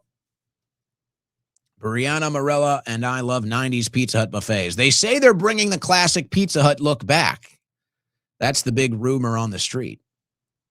Praise Trump for the good to get him to turn back. We can both hope and pray for that, brother. For the love of God, make Mayorkas swing. I'd like to see Mayorkas pay for the illegal invasion of this country. I'd like to see some hearings at least. I mean, good Lord. But we got the Gulf of America. See, wifey, this is good. We need you to stay positive. We need you to put a good light on things. We got the Gulf of America. Good job, wifey. Your interview with Greg Reese was my personal all-time favorite. I've listened 4 times over the weekend. Wow, that's when you know it's good. That was indeed classic talk radio, and you have a knack for it like no one else. More of this, please. Thank you, Cornelius Westernmost. That was classic talk radio. We're falling back into that. You know, we kind of went down the path of dissident radio. We kind of went back. We went down the path of heel turn radio, and it was good. It had its moments. It had its time, and we took the break. I think we made our point. We made our statement. We got the backlash, the response, and we're back to classic talk radio here. Truly, everyone is sick of politics, and who, what, when, and where we are the questions which truly matter at the end of the day. And boy, oh boy, is tomorrow's primary election going to give us a real good idea of where we're at and where we're not at. The same people who believe that Trump has actually been rooting out the fraud are the same kind of people who think Russia was unprovoked. Yeah, well, and you're getting to the general consensus, which is now that MAGA is now the ones that fall for the propaganda. So MAGA used to understand and reject propaganda. Now MAGA consumes and spews propaganda. And it's just like we just watched it happen like a magic trick. And we're like, our eyes are like, what are we looking at here? But we're all seeing it. If Biden didn't steal the 2020 election, Laken Riley would still be alive. Sorry, though, nothing we can do. Well, Laken and many others that were victims of that. Exactly. Florida Governor DeSantis rebuilt a bridge 3 days after the hurricane went by. Francis Scott Key Bridge in Maryland. Yeah. Do you even want to get started on the Iranian bridge? Do you even want to get started on Chinese bridges? Let's not. Yeah, that name DeSantis could be interesting coming up soon, too. James Fishback drives a Tesla and eats Costco hot dogs. Is that supposed to be an endorsement? I'm not so sure about these decisions now. A Tesla, I guess, if you trust automatic driving cars. I can't. I'd love to drive a Tesla, to be honest. I'd love to have an automatic driving car. It'd be great. I could work while I drive. But I don't trust it. I feel like the minute I get into an automatic car and I push automatic driver, I'm dead. I feel like I'm dead. I feel like the minute I let my car drive for me, I'm dead. Kiss it goodbye. So I can't do it. I can't do it. Same with the Costco hot dog. I eat one Costco hot dog. I'm on the toilet. No, I'm just kidding. I don't know. I don't eat. Are they pork? What kind of hot dogs are they? I'm not a hot dog guy. I have to ask Obama about that. Anthony Donovan. At what point are we going to throw tea in the harbor? Literal demons run this country, and they are actively culling us. They get away with what we allow them to. When is enough enough? Great question. I don't know if you're expecting an answer on that, but we're all seeing it. Make America Christ-like again to all people, colors, creeds, and religions, so long as they respect our Constitution and Christian culture. That'd be the way. That'd be the way. Wifey says I'm having a good hair day. Well, that's pretty amazing considering why is this? Every time I don't do anything to my hair, I was in legal meetings this morning, and then I did a video earlier. I put a hat on for the video because I thought I had bad hair. I came right from the lawyer's office and sat right down here, didn't touch the hair. Apparently, the less I do with my hair, the better it looks. Is that how it goes? So I just don't do anything with it. Maybe, I don't know. You tell me, babe. Mass deportations can't help happen unless you arrest George Soros and all the other Antifa terrorist organizers. See, but exactly. And that's why I was always pinpointing Pam Bondi for not addressing this. They had to shut down these left-wing groups before they could do the deportations, and they blew it. They had to shut down all of the left-wing groups that were activating these terrorists and activating these protesters that are committing crimes, and they didn't do it. So they let them run rampant. 2 of them died, and now you're not getting the mass deportations because you can't even do the raids, and you can't even do them because these left-wing groups, with all of their funding and organizing, can go out there and disrupt them. And they did nothing to stop it, and now you're not getting either. 1877 cars. Donate your foreskin today. All right. All right. Best economy ever, Jack. For somebody. Ken Rose, thank you. ID Pine Nuts, happy Monday. I hope so. Tay-Tay, I never said I hated her. Slump the Wicked, would love to see you out on the street debating again. Much love from California. Yeah, I'll get whacked over the head. This time by a MAGA. This time a MAGA hat person will come whack me over the head. It won't be a liberal. Don't worry, debate content is coming. Don't worry. There's still some debate content coming. I'm just kind of like, it's so dried out now. It's like the only angle to do is to embarrass, MAGA brainwashed people now. So it's like, people really ready for that? That's a young man's game. I'm an old man now anyway. Chud played stupid games and won stupid prizes. And he didn't even have a smart, that's what I'm saying. It's like you knew what you were doing and you weren't prepared for the inevitable. Just can't. Again, I'm not against the guy. I feel bad for everybody involved in that deal. But it's hard for me to want to support you legally. It's like I can support your right to free speech. It's hard for me to want to support you legally when it's like you didn't even support yourself. You knew that was going to happen, and you didn't really seem prepared to respond in a way that was going to keep you out of jail. So it's hard for me to put any support behind the legal argument when you didn't even support it yourself, in my opinion. Might be controversial. I wasn't looking for it at the chat. I wonder what people are saying about that. Dust Vault agrees. He says his thoughts exactly. I think it's pretty fair, honestly, So people are really charged up about this. Only Dem I'd vote for is a BBL. Who's got a BBL? Is there a Democrat with a butt job? Really? No way. No way. Don't break people's hearts and say AOC either. I'm not going to allow it. David Ferguson. Gonna address the elephant in the room. Everybody knows our government has been hijacked, right? That's why we are here. A revolution is the only way humanity has freedom. I think you said it. Kobe Bryant's helicopter. Yo, Owen, just got home from a month-long vacation in Thailand and Singapore. America is sinking ship. Europe is cooked. Asia is the future 100%. Yeah, well, that's why Israel is moving to Asia. Israel has sucked all the wealth out of America, and so now they're moving to Asia. And maybe that's why Trump was in China, actually. Maybe it has nothing to do with us. What's more American than having your supporters over for a wood fire pizza from a brick oven? Well, that's what Massie does. What about having your friends over for a barbecue in California since they failed to ban backyard barbecues? I like that one. Mitch Connor, final of the day. Can someone tell the elites we're cool with little hat space lasers and wildfires for cheap gas to come back? Well, that'd be very antiseptic of you. And you just need to understand your place on this planet. You're not a chosen one, okay? So you're just another U.S. citizen meant to be a slave for the globalists and the foreign donor class. Got it? Good. All right, we sign off for the day. I told you we're still doing a show every day. We're still doing at least 3 hours every day. We're going to be late tomorrow, probably. I don't know what time. I'm going to be in court all day. Could go long. I hope not. But just be prepared for a late transmission tomorrow. But I will be here. We will do a 3-hour OWN report. We're just not sure what time.